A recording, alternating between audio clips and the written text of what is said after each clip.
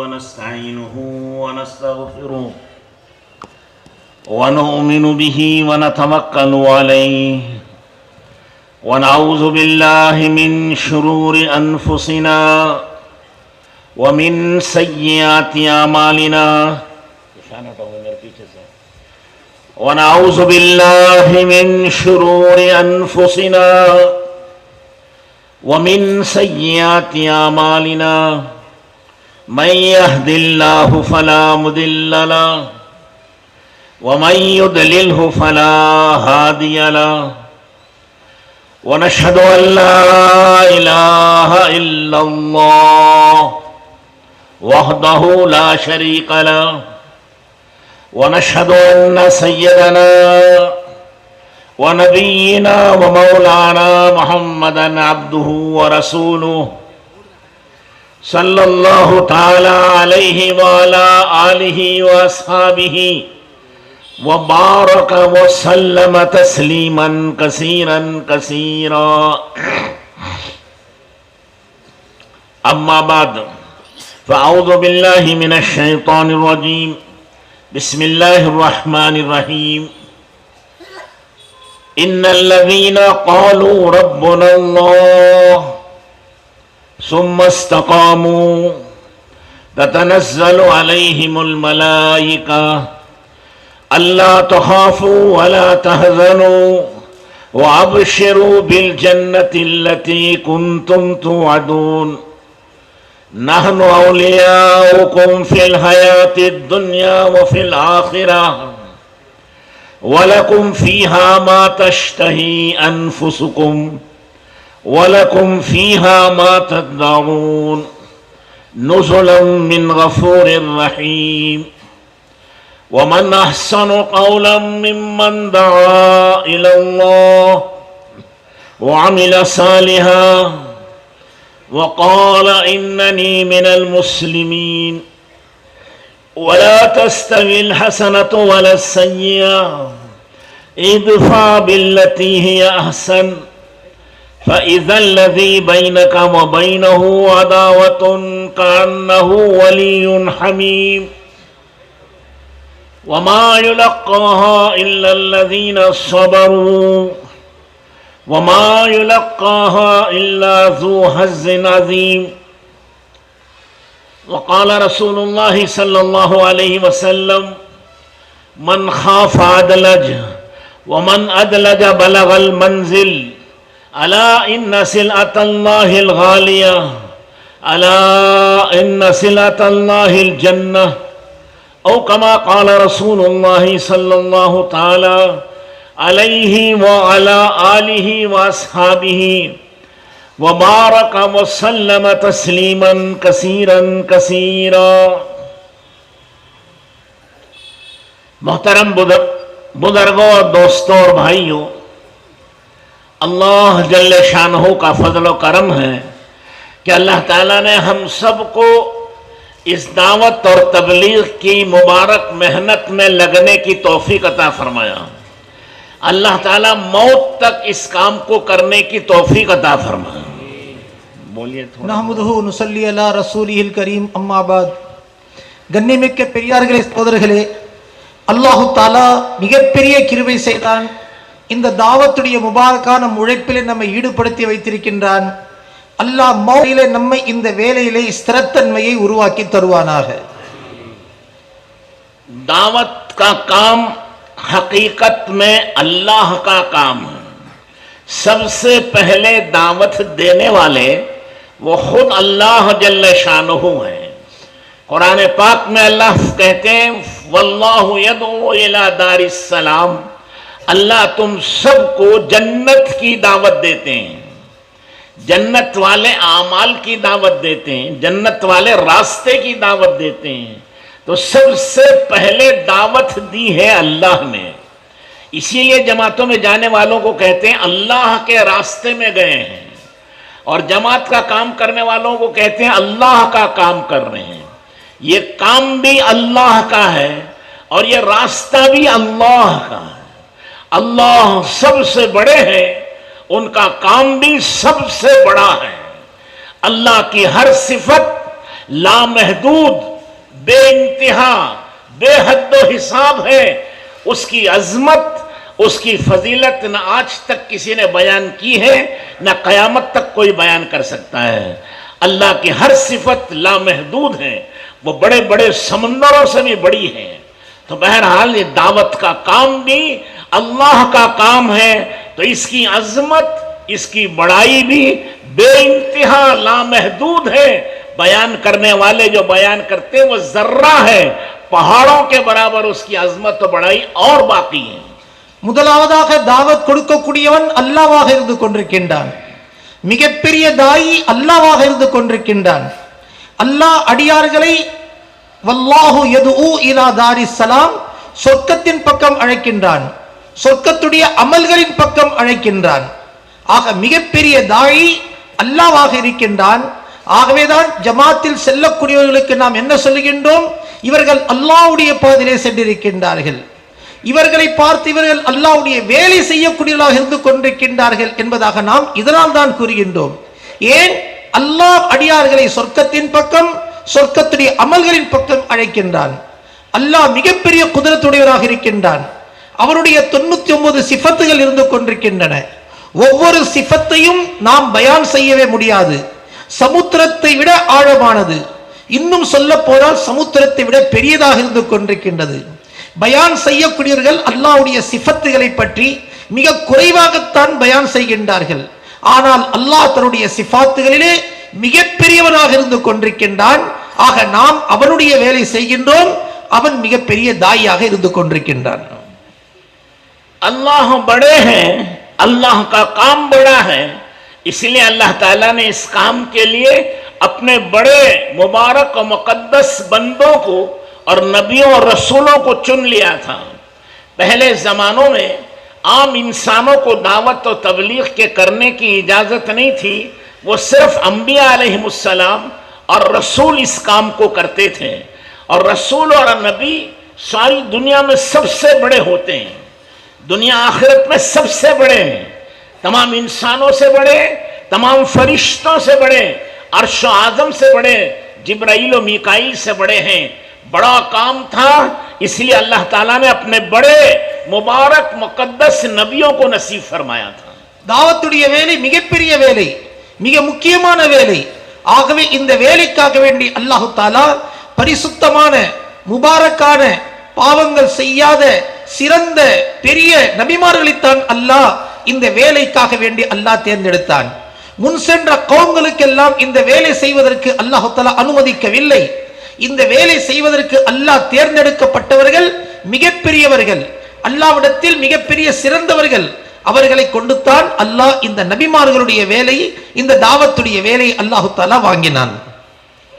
अल्लाह बड़े हैं, उनका काम बड़ा है, और उसके करने वाले भी बड़े हैं नबी, और उसका अजर व सवाब भी सबसे बड़ा है.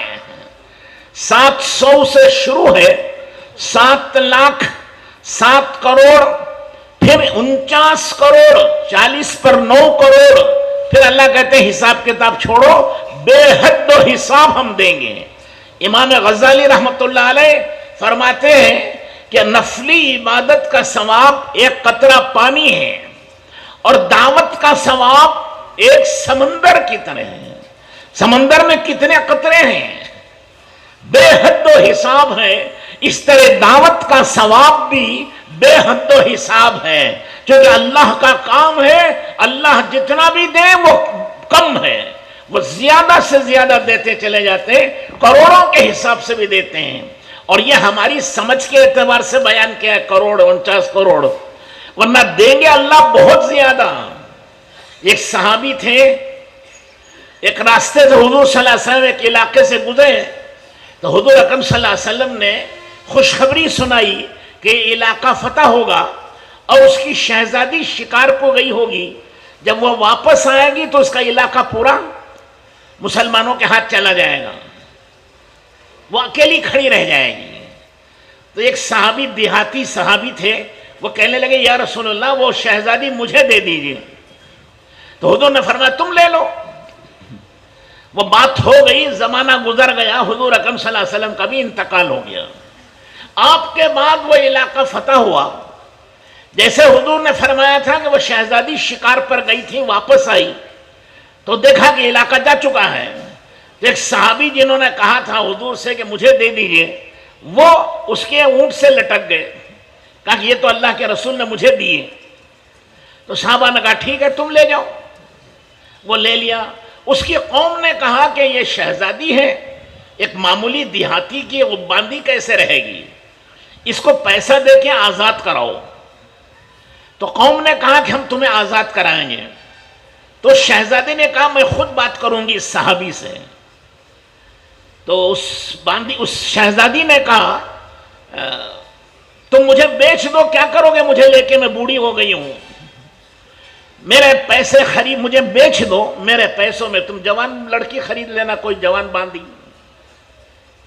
उसने कहा ठीक है। तो शहजादी ने कहा कितने में बेचोगे? तो बहुत देर सोच करके उस सहाबी ने कहा मैं 1000 में बेचूंगा। कितने? अरे बोलो यार, उर्दू वाले भी तो है ना। 1000 कितने हुए? 1000 हुए। तो शहजादी वो बड़ी चालाक थी ना, उसने कहा ये तो बहुत ज्यादा है, कम करो कुछ। कहा नहीं, एक पैसा नहीं कम करूंगा, पूरे 1000 लूंगा। तो 1000 तो कुछ भी नहीं थे, उसने 1000 देके वो आजाद हो गए। बाद में सहाबा को मालूम हुआ कि 1000 1000 में बेच दिया है।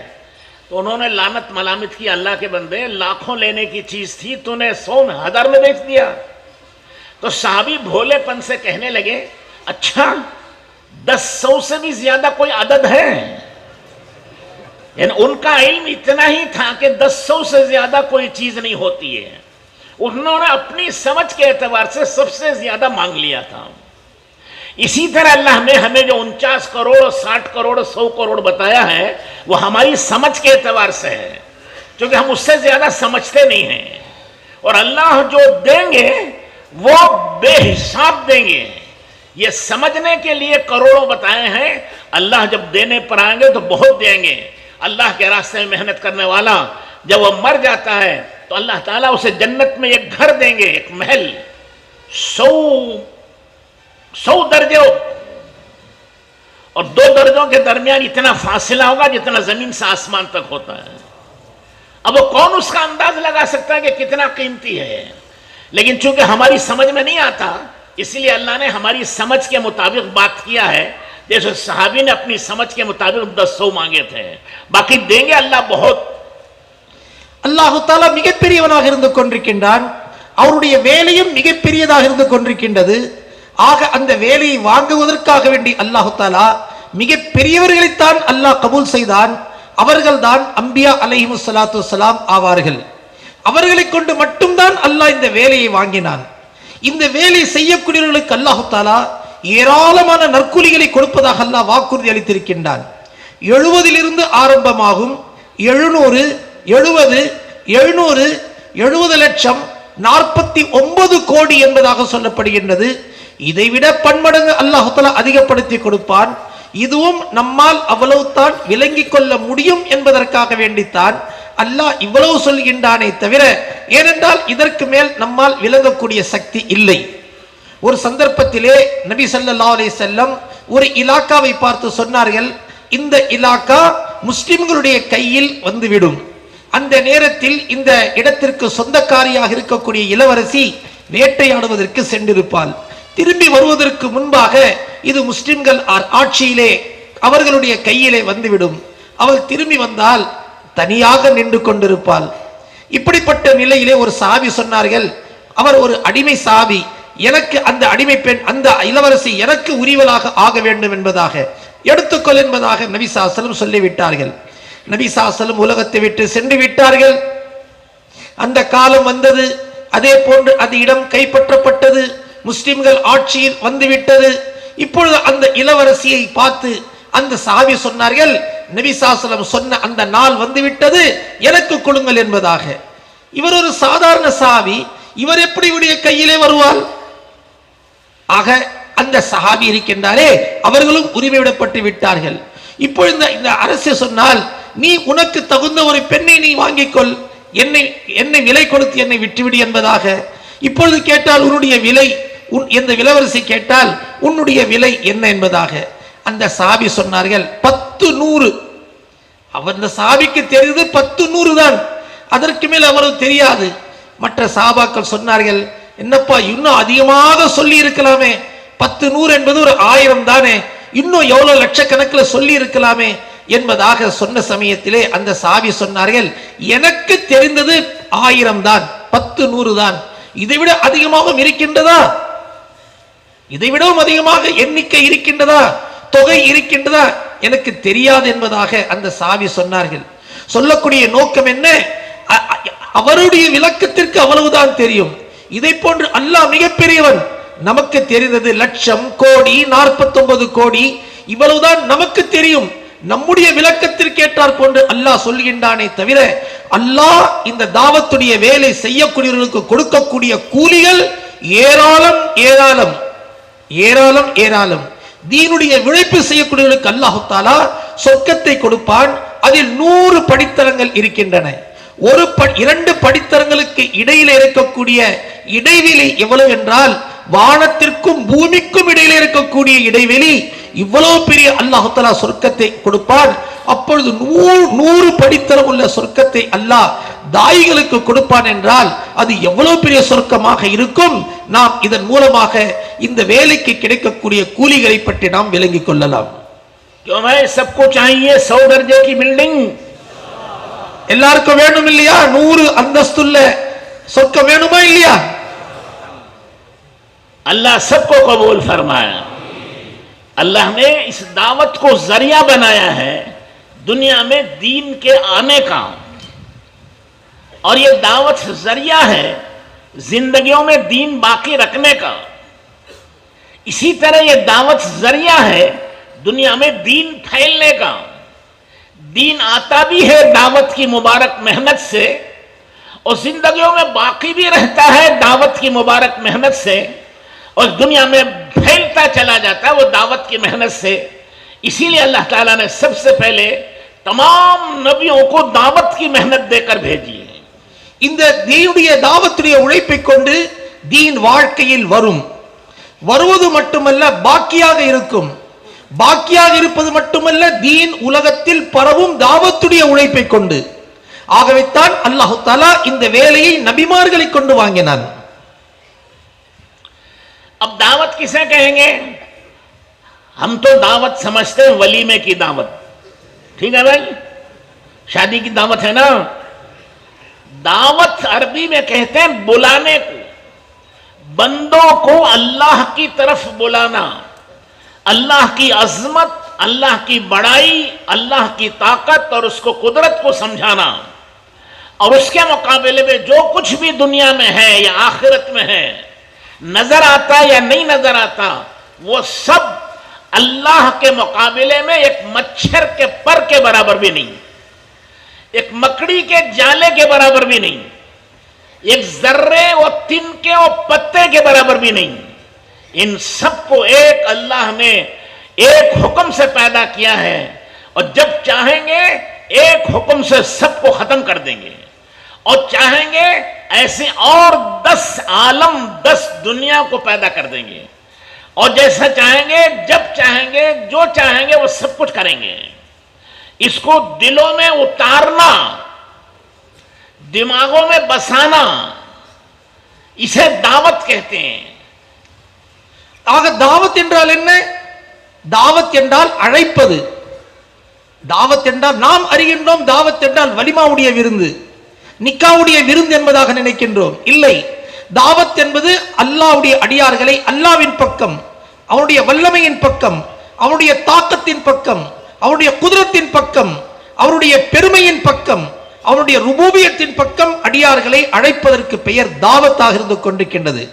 அவருடைய பெருமையை, வல்லமையை, அவருடைய உயர்வை, கண்ணியத்தை, ஆற்றலை உள்ளத்தில் இறக்குவதற்கு பெயர் இது தாவத்தாக இருந்து கொண்டிருக்கின்றது. ஆக அவன் எவ்வளவு பெரியவன்? இந்த உலகம் அவனுக்கு முன்பாக ஒரு கொசுவுடைய இறக்கை, சிலந்தி வலையை விட இது மிகவும் குறுகியது. இந்த 7 வானம் 7 பூமி அல்லாஹ்வுக்கு முன்பாக ஒரு தின்கா, ஒரு சிறிய மண் துகள், இவ்வளவுதான் இந்த 7 வானம் 7 பூமி. என்னவெல்லாம் நாம் பார்க்கின்றோமோ அது என்னவெல்லாம் மறுமையில் அல்லாஹ் இன்னும் கொடுக்க போகின்றானோ அது, இவையெல்லாம் அல்லாஹ்வுக்கு முன்பாக ஒரு மண் துகளுக்கு கூட, ஒரு தின்காவுக்கு கூட சமம் இல்லை. இதை போன்று 10 மடங்கு 1000 மடங்கு லட்சம் மடங்கு அல்லாஹ் தஆலா உலகத்தை அல்லாஹ் படைக்க முடியும். அவன் எதை நாடுகின்றானோ, எப்படி நாடுகின்றானோ அதை செய்யக்கூடிய வல்லமை உடையவனாக இருக்கின்றான். இவையெல்லாம் அவருக்கு முன்பாக ஒரு பொருட்டு அல்ல. இப்படிப்பட்ட அல்லாஹ்வுடைய கண்ணியத்தை உள்ளத்தில் இறக்குவதற்காக வேண்டி கொடுக்கப்படக்கூடிய தாவத்திற்கு பெயர்தான் அழைப்பு, தாவத் என்பதாக சொல்லப்படுகின்றது. दिलों में उतारेंगे तो वो ईमान बनेगा. सिर्फ जबान का बोल रहेगा तो निफाक रहता है. जबान से बोले दिल में नहीं है तो वह निफाक है. ये जबान का बोल दिल में उतर जाए तो ये ईमान है. तो ईमान दावत के जरिए से आता है. दावत ये पानी की तरह है, जिसकी जड़ में जाएगा उसको तरोताजा कर देती है. दरख्तों की जड़ों में पानी जाता है तो उससे दरख्त को ग़िज़ा मिलती है, ताकत मिलती है, उसकी गोया रोजी है. वो जैसे इंसानों की रोजी खाना है, दरख्तों की रोजी पानी है, जिन्नात की रोजी हड्डियां और कोयला है, और फरिश्तों की ग़िज़ा जिक्र है. इसी तरह ईमान की ग़िज़ा वो दावत तो की मेहनत है. ग़िज़ा दी जाती है, इंसान को खाना मिलता है, ताकतवर बनता है. नहीं मिलता, बीमार कमजोर होके मर जाता है. दरख्त को पानी मिलता है, तरोताजा रहता है. पानी नहीं मिलता, सूख कर हवा में गिर जाता है. इसी तरह ग़िज़ा के अंदर ताकत होती है. तो ईमान की ग़िज़ा, ईमान की ताकत वो दावत की मेहनत से है. दावत की मेहनत होती रहेगी, ईमान बढ़ता रहेगा. ये जिस्म 6 फीट में जाके खत्म हो जाता है, ईमान खत्म नहीं होता. ये 6 फीट नहीं, हजारों फीट ऊपर जाता है. पहला आसमान 7वां आसमान पर जाता है, अर्श आज़म से भी आगे चला जाता है. इसकी कुव्वत सबसे ज्यादा होती है, और वह कुव्वत और ताकत दावत की मेहनत से मिलती है, क्योंकि दावत उसकी ग़िज़ा है.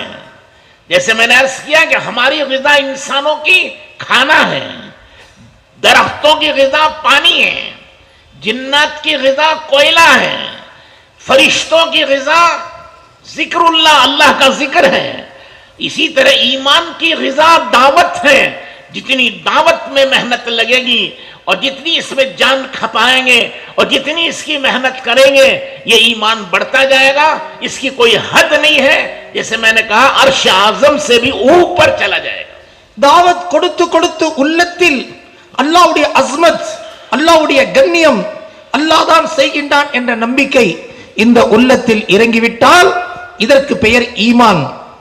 இது தாவத் கொடுக்கவில்லை, வெறும் நாவலவில் இருந்து கொண்டிருக்கிறது என்றால் இதற்கு நிஃபாக் என்பதாக சொல்லப்படுகின்றது. ஆக தாவத்தின் மூலமாகத்தான் ஈமான் வளரும், உறுதியடையும், அது நல்ல விதமாக செழிப்பாக மாறும். இந்த தாவத் கொடுக்கப்படவில்லை என்றால் இந்த ஈமான் பலகீனமாகிவிடும். எப்படி மனிதர்களுக்கென்று ஒரு உணவு இருக்கின்றது, அது என்ன? நாம் சாப்பிடக்கூடிய சாப்பாடு, ரொட்டி போன்ற விஷயங்கள். இதே போன்று ஜின்னாத்களுக்கு ஒரு உணவு இருக்கின்றது, அது எலும்புகளும் அது நிலக்கரியுமாக இருக்கின்றது. இதே போன்று மலக்குகளுக்கென்று ஒரு உணவு இருக்கின்றது, அது ஜிக்ருல்லா, அது அல்லாஹ்வுடைய ஜிக்ராக இருந்து கொண்டிருக்கின்றது. இதே போன்று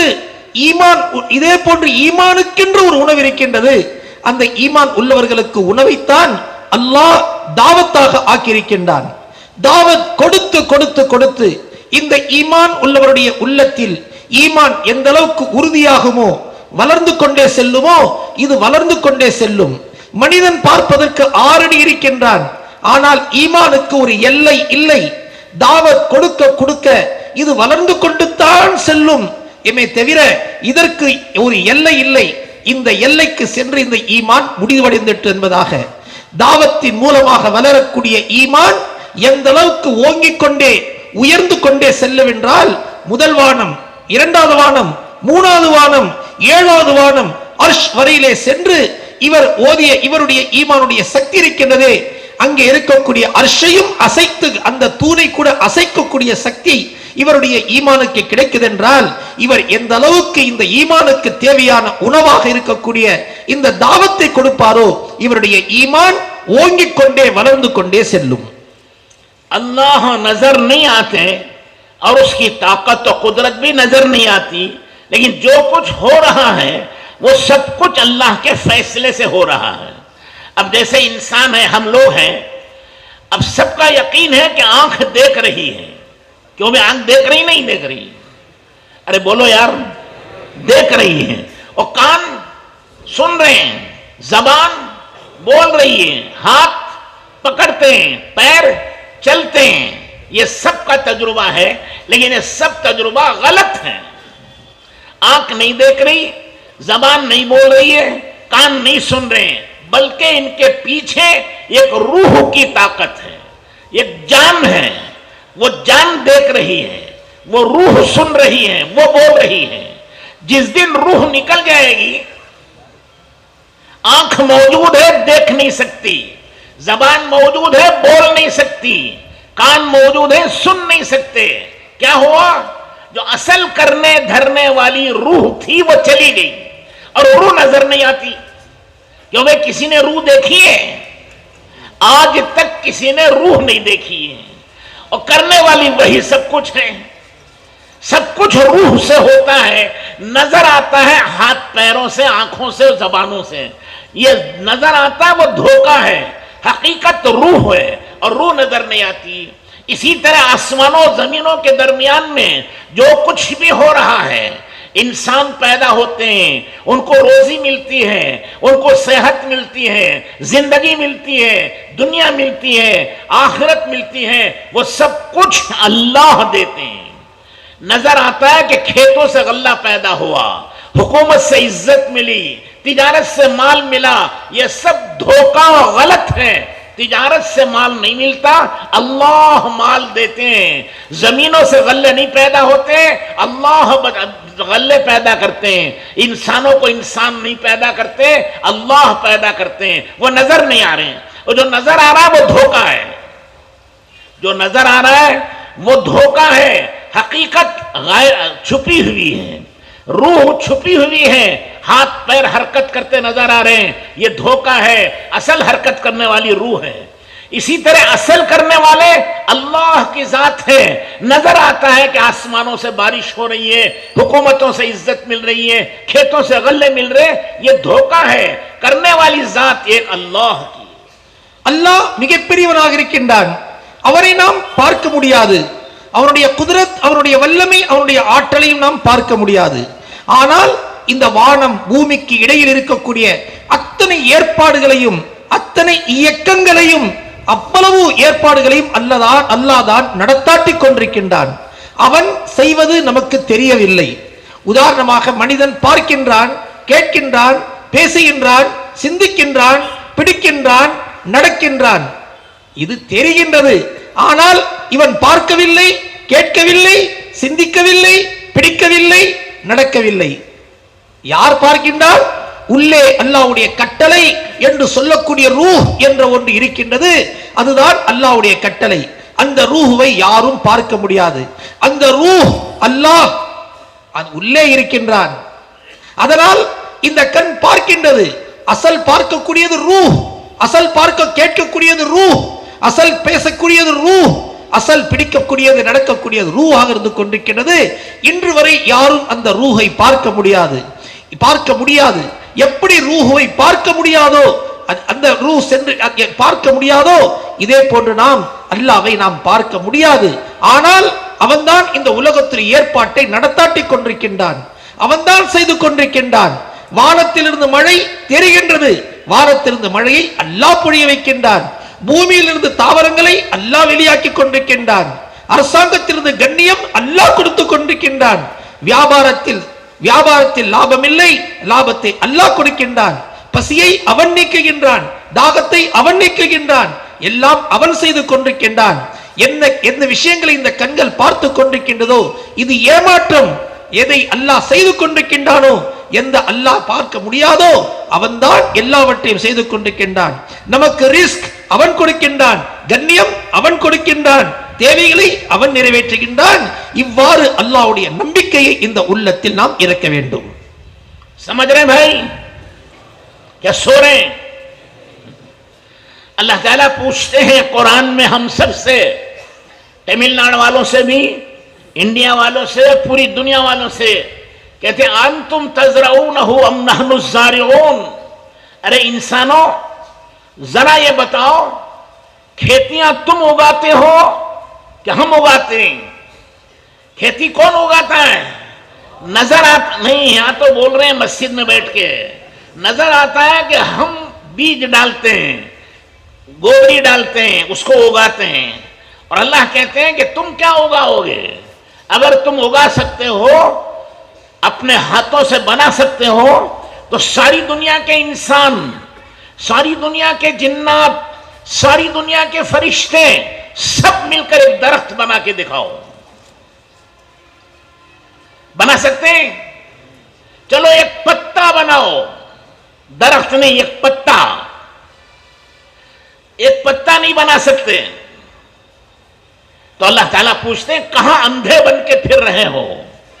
परवरिश करने वाली जात एक अल्लाह की है, पालने वाली जात एक अल्लाह की है, काम बनाने वाली जात एक अल्लाह की है। तुम्हें मिसाल देकर अल्लाह समझाते हैं, खेतियां तुम करते हो कि हम करते हैं? खेतियां अल्लाह करते हैं। खेती अल्लाह, हमारा काम तो जमीन में बीज डालने का है, उसके बाद बीज में से कौन उस बीज को फाड़कर दरख्त निकालता है? एक के 700 दाने कौन बनाता है? सारी दुनिया के इंजीनियर, डॉक्टर, साइंसदान सबको जमा करके कहो एक दाना बनाओ, बना सकेंगे? एक पत्ता बनाओ, नहीं, जाने दो इसको। एक पत्थर बनाओ, नहीं बना सकते। चलो मट्ठी बनाओ,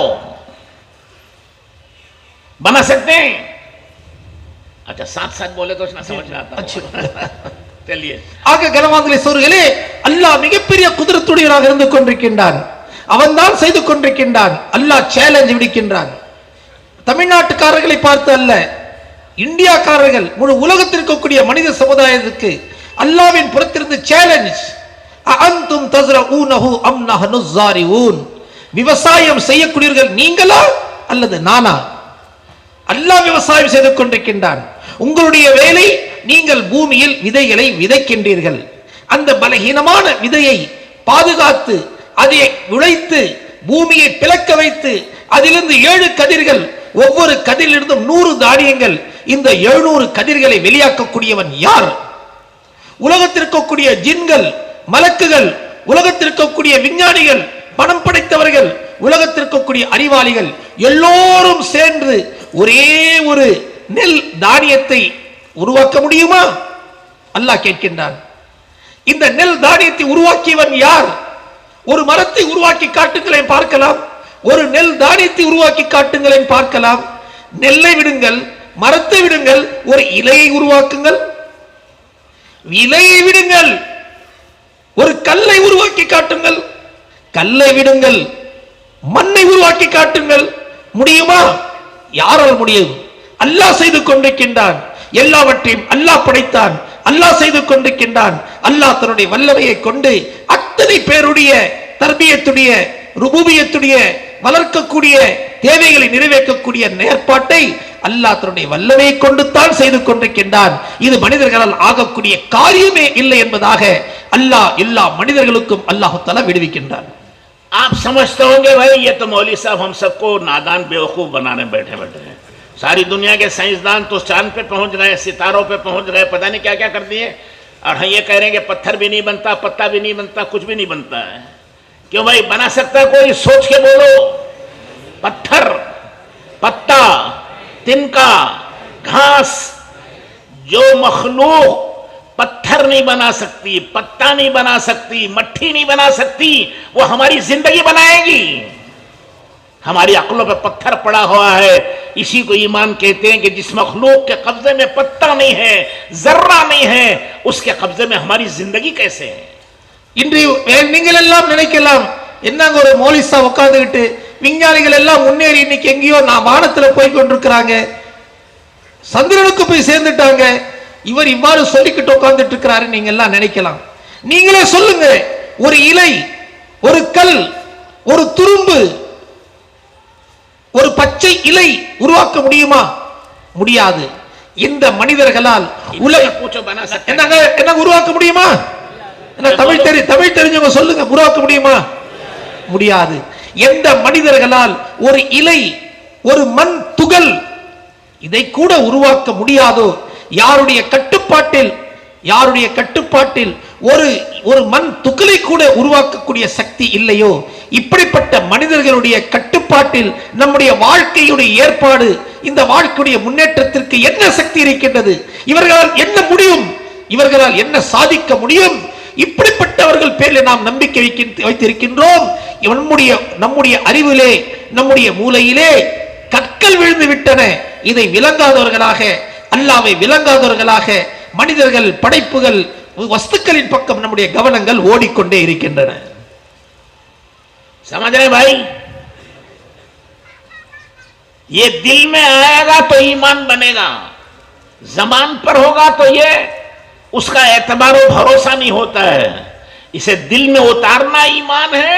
इसीलिए रसूलुल्लाह सल्लल्लाहु अलैहि वसल्लम ने मक्के मुकर्रमा की 13 साला जिंदगी में ईमान की मेहनत कराई, ईमान सिखाया था.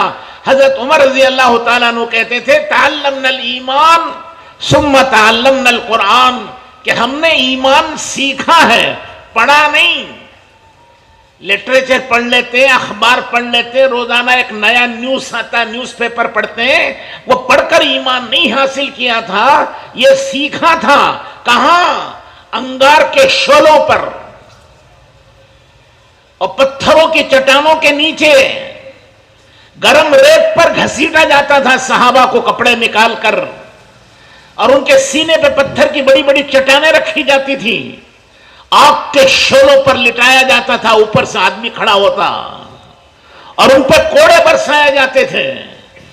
हजरत उस्मान रजी अल्लाह तआला को बोरिया में लपेट के उनके चचा मारते थे, धुआं देते थे. इन तमाम मुजाहिदों से, मशक्कतों से गुजरे हैं, तब ये ईमान उनके दिलों में, रगो रेशे में, रुए में उतर गया था, जिस ईमान को कयामत तक कोई नहीं हासिल कर सकता. இப்படிப்பட்ட ஈமானை சஹாபா பெருமக்கள், இப்படிப்பட்ட ஈமான் உள்ளத்தில் இறங்கிவிட்டால் இதற்கு பேர் தான் ஈமான், இதற்கு பேர் தான் யகீன். இது வாயளவில் இருந்து விட்டால் இதனுடைய எந்த விதமான உத்தரவாதமும் இல்லை. என்னவாகும்? எப்பொழுது இது வெளியிலே கக்கப்பட்டு விடும் சொல்லாது. எப்பொழுது வெளியேறிவிடும்? ஏனென்றால் நாவில் இருப்பது லேசாக வெளியேறிவிடும். உள்ளத்தில் இறங்கிவிட்டால் அதை யாராலும் இறக்க முடியாது. இதனால் தான் சஹாபா பெருமக்கள் கூறுகின்றார்கள், நாங்கள் ஈமானை கற்றுக்கொண்டோம், படித்துக் கொண்டோம் அல்ல. நாங்கள் ஹஜ்ரத் உமர் ரலியல்லாஹு தஆலா கூறுகின்றார்கள், தஅல்லம்னல் ஈமான், நாங்கள் ஈமானை கற்றுக்கொண்டோம், நாங்கள் ஈமானை படித்துக் கொண்டோம் என்று சொல்லவில்லை. நியூஸ் பேப்பர் படிக்கப்படுகின்றது, கிதாபுகள் படிக்கப்படுகின்றன, படிப்பதை கொண்டு தினந்தோறும் ஒரு புதிய நியூஸை நாம் தெரிந்து கொள்கின்றோம். ஆனால் ஈமான் இது கற்றுக்கொள்வதை கொண்டு கிடைக்கும். ஈமானை எப்படி கற்றுக்கொள்ள வேண்டும்? சஹாபாக்கள் ஈமானை எப்படி கற்றுக்கொண்டார்கள்? நெருப்பு கங்குகளிலே கற்றுக்கொண்டார்கள். பெரிய பெரிய அவர்கள் கற்களுக்கு கீழே அவர்கள் வைக்கப்பட்டு அவர்கள் இழுக்கப்பட்டார்கள். கொதிக்கக்கூடிய மணலிலே அவர்கள் இழுக்கப்பட்டார்கள். அவர்கள் சங்கிலியால் பிணைக்கப்பட்டு சாட்டையால் அடிக்கப்பட்ட நிலையிலே அவர்கள் ஈமானை கற்றுக்கொண்டார்கள்.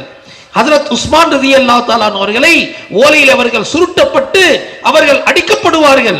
இந்த நிலையிலும் அவர்கள் ஈமானை விடவில்லை, ஈமானிலே ஸ்திரமாக இருந்தார்கள். ஆக ஈமான் கற்றுக்கொள்வதை கொண்டு கிடைக்கும். 13 வருடத்துடைய மக்காவுடைய உழைப்பிலே அவர்கள் கொடுத்த தியாகங்களின் மூலமாக அவர்களுடைய உள்ளங்களில் ஈமான் வேரூன்றியது. எந்த அளவுக்கு வேர் ஊன்றிவிட்டது என்றால் அவர்களுடைய நரம்புகளிலே, நாளங்களிலே, இரத்த பாதைகளிலே, ஒவ்வொரு இரத்த துளியிலும், ஒவ்வொரு முடியிலும் ஈமான் அவர்கள் இறக்கிக் கொண்டார்கள். இப்படிப்பட்ட பெரிய பெரிய தியாகங்களின் மூலமாக. तो बुजुर्गों, दोस्तों, ईमान इस तरह सीखा जाता है, मुजाहिदों से, अल्लाह के रास्ते की मशक्कतों से, अल्लाह के रास्ते में फिरने से ये दिल में आता है. और बयान सुन लेंगे, पढ़ लेंगे तो दिमाग में आता है, थोड़ी देर बाद निकल जाता है. लेकिन मेहनत से जो होगा वो दिल के अंदर उतरेगा और वो कभी निकलेगा नहीं, जान के साथ निकलेगा, जान के बगैर वो नहीं निकलता है। दावत और तबलीग के जरिए से ये कोशिश की जा रही है कि हम में का हर साथी इस तरह का ईमान हासिल करे कि उसकी रग रग में रोए रोए में ईमान की कैफियत पैदा हो जाए। ஆக ஈமான் இதை அல்லாஹ்வுடைய பாதையிலே புறப்பட்டு தியாகங்கள் கொடுத்து முஜாஹிதாக்கள் கொடுத்து சிரமங்களை சகித்து கஷ்டங்களை மேற்கொண்டு அல்லாஹ்வுடைய பாதையிலே செய்யக்கூடிய முயற்சியை கொண்டு தான் இந்த ஈமான் உள்ளத்தில் இறங்கும்.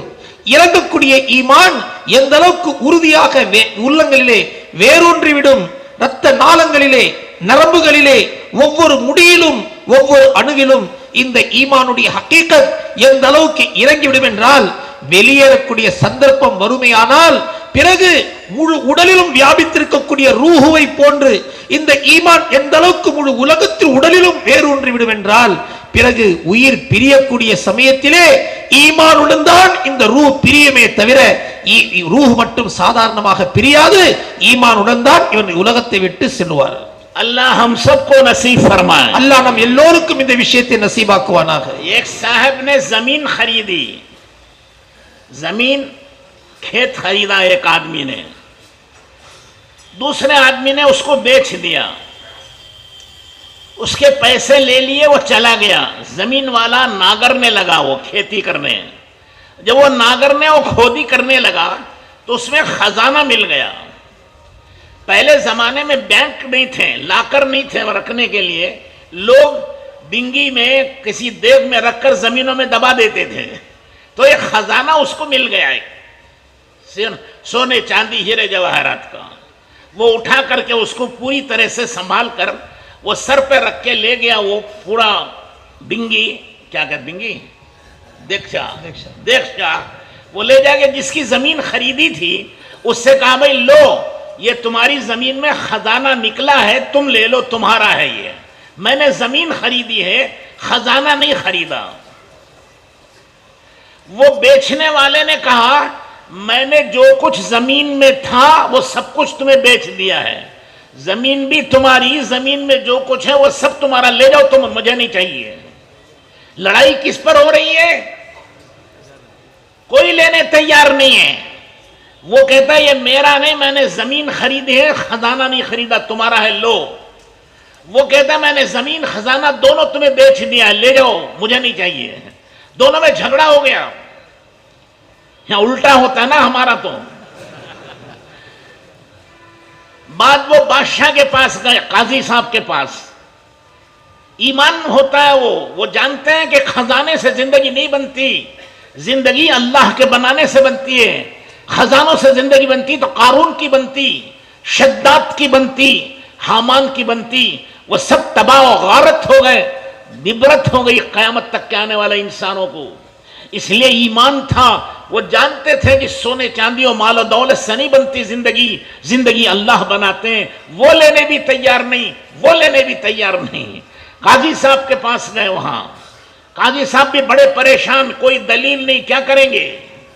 फिर उन्होंने कहा भाई तुम्हारे बच्चे कितने, तुम्हारे बच्चे कितने। उसका एक लड़का लिया, इसकी एक लड़की ली, और दोनों की शादी करा दी, और देख खजाने के उसको दे दिया। ना लेने वाले में खयानत है, न देने वाले में खयानत है, न हुकूमत में खयानत है। जब ईमान बनता है तो लोगों में अमन, शांति, सलामती, मोहब्बतें आती हैं। माल की मोहब्बत नहीं होती, माल की मोहब्बत में इंसान पागल और दीवाना हो जाता है। अल्लाह की मोहब्बत में वो इंसानों से मोहब्बत करने वाले बनते हैं। ஈமானுடைய உழைப்பு நடந்த காரணத்தினால் மனிதர்களுக்குள் எந்த அளவுக்கு அல்லாஹ்வுடைய அச்சம் இருந்தது. ஒரு மனிதர், ஒரு சஹாபிடத்திலே ஒரு நிலத்தை வாங்கினார். இவர் விவசாயம் செய்ய ஆரம்பித்தார். விவசாயம் செய்த சமயத்திலே பார்த்தால் அதிலே ஒரு खजाना கிடைத்தது. அதிலே தங்கம், வெள்ளி, பொற்காசுகள் அடங்கிய ஒரு பெரிய खजाना கிடைத்து விட்டது. பயந்து விட்டார். நான் மண்ணைத்தான் வாங்கினேன், இந்த खजानाவுக்கு நான் சொந்தக்காரன் அல்ல. அதை பத்திரமாக எடுத்து தலையில் சுமந்து கொண்டு யாரிடத்தில் இந்த நிலத்தை வாங்கினாரோ அவரிடத்தில் கொண்டு சென்று நான் நிலத்தைத்தான் வாங்கினேன், இந்த खजानाவுக்கு சொந்தக்காரர் நீங்கள், இதை நீங்கள் வைத்துக் கொள்ளுங்கள் என்பதாக அவர் கூறுகின்றார். விட்டுவிட்டேன், இதில் இருக்கக்கூடியதெல்லாம் உனக்குத்தான் சொந்தம், நான் வைத்துக் கொள்ள தயாரில்லை. விற்றதற்கு பிறகு நான் வாங்கிக் கொண்டால் நான் மோசடி செய்தவனாக ஆகிவிடுவேன். நான் அல்லாஹ்விடத்தில் என்ன பதில் சொல்லுவேன்? இவர் வாங்கிக் கொள்வதற்கு தயாரில்லை, கிடைத்த கசானாக்களை இவர் வைத்துக் கொள்வதற்கு தயாரில்லை. பெரிய பிரச்சனை, பெரிய பிரச்சனை. மௌலி சாப் கூறுகின்றார்கள், நாம இருந்தால் இந்த எவ்வளவு பெரிய சண்டை சச்சரவு ஏற்பட்டிருக்கும். என்னுடையது என்னுடையது என்பதற்காக வேண்டிய பிரச்சனை இல்லை. இரண்டு பேரும் உன்னுடையது உன்னுடையது என்பதாக சொல்லிக் கொண்டிருக்கின்றார்கள். ஹாதிசாவிடத்திலே சென்றார்கள். ஹாதிசா பார்த்தார்கள், எந்த ஆதாரமும் இல்லை. இந்த பிரச்சனை எப்படி தீர்ப்பது கேட்டார்கள். உனக்கு எத்தனை குழந்தைகள்? உனக்கு எத்தனை குழந்தைகள்? இவருக்கு ஒரு மகள், அவருக்கு ஒரு மகன். இரண்டு பேருக்கும் நிக்கா செய்து விட்டு இந்த கசானாவை அன்பளிப்பாக கொடுத்து விட்டார். கனவாதலை சொர்களே, எப்பொழுது ஈமானுடைய உழைப்பு நடந்து உள்ளத்தில் ஈமான் வந்து விட்டதோ நம்முடைய வாழ்க்கையை ஆக்கக்கூடியவன் அல்லாஹ். அல்லாஹ் ஆக்குவதை கொண்டு தான் நம்முடைய வாழ்க்கை சீரும் சிறப்புமாக ஆகுமே தவிர பணம் பொற்காசுகளை கொண்டு நம்முடைய வாழ்க்கை ஆகாது. ஆக்கக்கூடியவன் அல்லாஹ். இதை கொண்டு ஒன்றும் ஆகாது என நம்பிக்கை இருந்த காரணத்தினால் வாங்கக்கூடிய இடத்திலும் மோசடி இல்லை, வைத்துக் கொண்டிருக்கும் மோசடி இல்லை, அரசாங்கத்தை நடத்தக்கூடிய ஹாலிசாவிடத்திலும் மோசடி இல்லை. எல்லோரும் ஒரு நியாயமான நேர்மையான நிம்மதியான ஒரு சூழ்நிலையை ஈமானுடைய உழைப்பின் காரணமாக அங்கே உருவாக்கி கொண்டார்கள். हुजूर अकरम सल्लल्लाहु अलैहि वसल्लम ने फरमाया कि जब ईमान की बहार आएगी, साहबा से कहा कि तुम देखोगे सनआ से यमन से एक औरत चलेगी और हज करेगी तन्हा, मजबूरी की वजह से उसके पास कोई महरम नहीं होगा, अकेली जाएगी अकेली आएगी, रास्ते में कोई उन्हें छेड़ने वाला उन्हें लूटने वाला नहीं होगा, और वो ईमान का जमाना होगा। हजरत उमर रजी अल्लाह तआला अन्हु के जमाने में वो औरत आई और उसने हजरत उमर से हज के बाद मशवरा किया। तो उसने पूछा, बहन तुम्हारे साथ कौन है? तो उसने कहा, अल्लाह मेरे साथ। फिर कहा, कोई महरम मेरे साथ नहीं। कहा, तुमने रास्ते कैसे पाए? यमन एक दूसरा मुल्क है और ये हज एक दूसरा मुल्क है, सऊदिया। यहां तक चल के आए सवारी पर, अकेले तुम्हें कोई डर कोई खौफ नहीं था? कहा, अल्लाह की कसम, जिस बस्ती से भी मैं गुजरी वहां के लोग मुझे अपने माँ बाप की तरह नजर आए। उन्होंने मेरा अदब एहतराम किया, आगे मंजिल तक मुझे पहुंचाया। न किसी ने मेरी जान माल इज्जत आबरू की तरफ निगाह उठाई। हजरत उमर ने फरमाया, जाकल ईमान, ये ईमानी जिंदगी है। एक खूबसूरत मालदार तन्हा औरत एक मुल्क से दूसरे मुल्क में चली जाती है, अमन शांति और सलामती इतनी है कि कोई उस पर नजर उठाकर देखने वाला भी नहीं होता। நபி ஸல்லல்லாஹு அலைஹி வஸல்லம் அவர்கள் கூறினார்கள், ஈமானுடைய உழைப்பின் காரணமாக ஒரு காலம் வரும், அதன் மூலமாக உலகத்தில் எந்த அளவுக்கு பாதுகாப்பு, மனிதர்களுக்கு நிம்மதி, மனிதர்களுக்கு எந்த விதமான பயம் இல்லாத ஒரு சூழ்நிலையை அல்லாஹ் உருவாக்கி தருவான் என்றால், சனா என்ற ஒரு இடம் யமன் நாட்டில் இருக்கின்றது. அங்கிருந்து ஒரு வாலிபமான அழகான பெண்மணி ஆபரணங்களை அணிந்து கொண்டு தன்னன் தனியாக பிரயாணம் செய்து யமன் வெகு தூரத்தில் இருக்கக்கூடிய ஒரு நாடு பிரயாணம் செய்து சவுதியாவில் இருக்கக்கூடிய மக்காவிற்கு வருவாள், தவாப் செய்வாள், ஜியாரத் செய்வாள். அவள் சென்று விடுவாள். அவளுக்கு எந்த விதமான கண்ணியத்திற்கோ கற்பிற்கோ உடைமைகளுக்கோ எந்த விதமான சேதம் ஏற்படாது என்பதாக நபி ஸல்லல்லாஹு கூறினார்கள். அந்த காலம் நபி சென்றதற்கு பிறகு உமர் ரலியல்லாஹு அன்ஹு ஆட்சி காலத்தில் அந்த காலம் ஏற்பட்டது. அதே போன்று ஒரு பெண் யமன் நாட்டிலிருந்து புறப்பட்டு வந்தால், நிர்பந்தத்தின் காரணமாக அனுமதிக்கப்பட்ட ஆண் துணை இல்லாமல் அவள் தன்னன் தனியாக வாகனத்தில் பிரயாணம் செய்து கொண்டு வந்தாள். உமர் ரலியல்லாஹு தஆலா அந்த பெண்ணிடத்தில் கேட்டார்கள், நீ உன்னுடைய பிரயாணத்தை எப்படி அடைந்தாய் என்பதாக. கூறினால், அமீருல் மூமினீன், இவ்வளவு நீளமான பிரயாணத்தை நான் அடைந்தேன். யாரெல்லாம் என்னை பார்ப்பார்களோ அவர்கள் என்னுடைய பெற்றோர்களை காட்டிலும் கண்ணியமானவர்களாக என்னை நடந்து கொண்டார்கள். ஒவ்வொருவரும் என்னுடைய வாகனத்தை அழைத்துக் கொண்டு அடுத்த மன்சில் வரையிலே கொண்டு வந்து சேர்ப்பித்து விட்டு அவர்கள் திரும்பி விடுவார்கள். என்னுடைய உடைமைகளுக்கோ என்னுடைய கற்பிற்கோ என்னுடைய எந்த விதமான சேதமும் எனக்கு ஏற்படவில்லை என்பதாக அந்த பெண் கூறுகின்றார். ஆக கனவான்களை சொல்லி, எப்பொழுது ஈமானுடைய உழைப்பு நடைபெற்றுமோ அந்த சமயத்திலே பாதுகாப்பு, எல்லா விதமான நலவுகள், எல்லா விதமான பாதுகாப்புகள் அல்லாஹ் இந்த ஈமானுடைய உழைப்பின் காரணமாக அல்லாஹ் தஆலா நல்குவான். ईमान बातों का नाम नहीं, इस हकीकत का नाम है। जब अंदर उतर जाता है तो तो फिर माल की मोहब्बत, दौलत की मोहब्बत, ओहदों की मोहब्बत नहीं होती, अल्लाह की, अल्लाह के रसूल की मोहब्बत होती है। उनको राजी और खुश करते हैं। जब किसरा के खजाने फतह हो गए, उसका ताज उस जमाने के 80 करोड़ का था, भगदड़ मची तो वो नीचे गिर गया। वो इतना वजन था कि सर पे नहीं रख सकता था, ऊपर से लटका रहता था, नीचे सर दे के बैठता था। वो बहुत 1.25 मन, तकरीबन 50 किलो से ज्यादा वजन था, हीरे जवाहरात जड़े थे, 80 करोड़ की कीमत थी। जब वो गिरा नीचे तो एक साहबी ने लात मारी, ठोकर, फुटबॉल को मारते हैं तो ठोकर मारी ही। तो दूसरे एक फौजी ने कहा, किसरा के आदमी ने, अरे जानता है वो इस क्या है ये? तो साहबी ने कहा, जानता हूं, इसी चीज की मोहब्बत ने तुम्हें आज जलील किया है। अगर हम इससे मोहब्बत करेंगे तो खुदा हमें भी जलील कर देगा। ये इज्जत की चीज नहीं, इज्जत की चीज तो अल्लाह का हुक्म पूरा करना है। तो मैंने अर्ज किया कि दोस्तों, बुजुर्गों और भाइयों, ईमान दिल में उतरता है, उसमें सच्चाई आती है, अमानतदारी आती है, प्यार मोहब्बत आती है, एक दूसरे की खैर खाही आती है, एक दूसरे की हमदर्दी आती है, इंसानियत पैदा होती है, शराफत पैदा होती है, उसमें अच्छाइयाँ और खूबियाँ पैदा होती हैं। अगर ईमान नहीं है तो फिर वो इंसान हैवान और जानवर, दरिंदा और कुत्ता बन जाता है। जिसे देखो लूटने, जिसे देखो काटने खाने, जिसे देखो छीनने में लग जाता है, क्योंकि उसका यकीन दुनिया के साजो सामान पर है। दुनिया थोड़ी है और छीनने वाले बहुत ज्यादा हैं, इसलिए दुनिया में किसी को चैन नहीं मिलता है। ईमान नसीब हो जाएगा तो इन सब से बेनियाजी होगी और अल्लाह जन्नत देंगे, और जन्नत पूरी दुनिया से 10 गुनी ज्यादा बड़ी जन्नत होगी। एक कुनी करोड़ों ले ले तो भी अल्लाह के खजानों में कोई कमी नहीं आती। तो ईमान से इंसान के अंदर शराफत पैदा होती है, इज्जत पैदा होती है, हमदर्दी और खैरखाही आती है। ईमान नहीं है तो फिर ये इंसान इंसानी शक्ल में भेड़िया और कुत्ता बन जाता है। ஈமானின் காரணமாக உள்ளங்களில் பதவி ஆசை, பொருட்கள் ஆசை, தங்க வெள்ளி ஆசை, உலக ஆசை ஈமானின் காரணமாக உள்ளத்திலிருந்து வெளியேறி அல்லாஹ்வுடைய அன்பு, அல்லாஹ்வுடைய நம்பிக்கை, அல்லாஹ்வுடைய கசானாக்களின் பேரிலே பூர்ணமான யகீன் இது உள்ளத்தில் உருவாகி விடுகின்றது. ஆக சஹாபா பெருமக்களுடைய காலத்திலே கிஸ்ரா நாட்டுடைய அந்த மன்னனுடைய 80 கோடி மதிப்புள்ள அந்த கிரீடம் ஏறக்குறைய 50 கிலோ பலமுள்ள அந்த ஒரு கிரீடம் இவருடைய கையில் வந்தது. அதையெல்லாம் எடுத்துக்கொண்டு அணிந்து கொண்டெல்லாம் உட்கார முடியாது. அந்த கிஸ்ரா நாட்டு மன்னன் இருக்கின்றானே, அதற்கு மேலே ஒரு தங்க கம்பியால் அது தொங்கிக் கொண்டிருக்கும். அவன் சற்று தன்னுடைய தலையை இறக்கி அதில் சரியாக வைத்துத்தான் அவன் அந்த அவருடைய நாற்காலியிலே அவன் உட்காருவான்.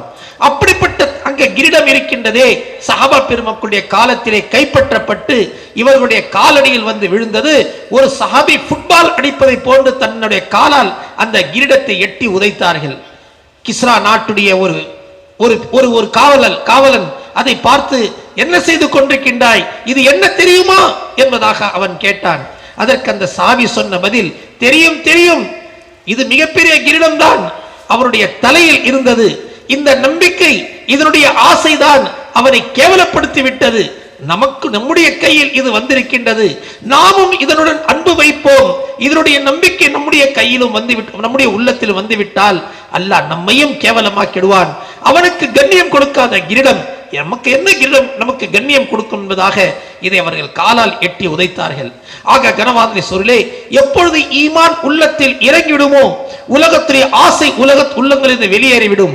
பிறகு இவருடைய உள்ளத்திலே அமானிதம், நேர்மை, உண்மை, பரஸ்பரம், மக்களுக்கு மத்தியிலே அன்பு, இரக்க சிந்தனை, உதவக்கூடிய தன்மைகள், எல்லா விதமான நலவுகளையும் இந்த ஈமான் கொண்டு வரும்.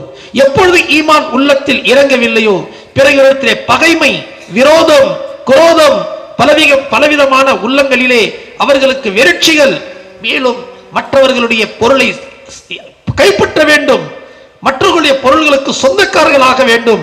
இப்படிப்பட்ட தீய எண்ணங்கள் உருவாகி இந்த மனிதன் மிருகங்களை விட கேவலமாக ஆகிவிடுகின்றான்.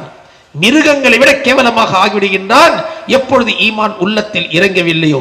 ஆக ஈமான் தான் மனிதர்களை மனிதர்களாக்கக்கூடியது. விலங்குகளுடைய பட்டியலில் இருந்து விலக்கி மனித பட்டியலிலே மனித தன்மையின் பக்கம் மனிதர்களை கொண்டு போய் சேர்ப்பது ஈமான் மட்டுமாகத்தான் இருக்கின்றது. अल्लाह हम सबको नसीब फरमाए। बुजुर्गों और दोस्तों और भाइयों, इंसान मोहताज है, हाजतें उसे लगी हैं, मुश्किलें उस पर खड़ी रहती हैं। इन सब के हल करने के लिए अल्लाह ने हजरत मोहम्मद रसूलुल्लाह सल्लल्लाहु अलैहि वसल्लम को भेजा है। आपके तरीके पर, आपकी सुन्नत पर, आपके रास्ते पर जो चलेगा, अल्लाह की मदद आएगी, अल्लाह की नुसरत आएगी, अल्लाह के खजाने उसके साथ हो जाएंगे।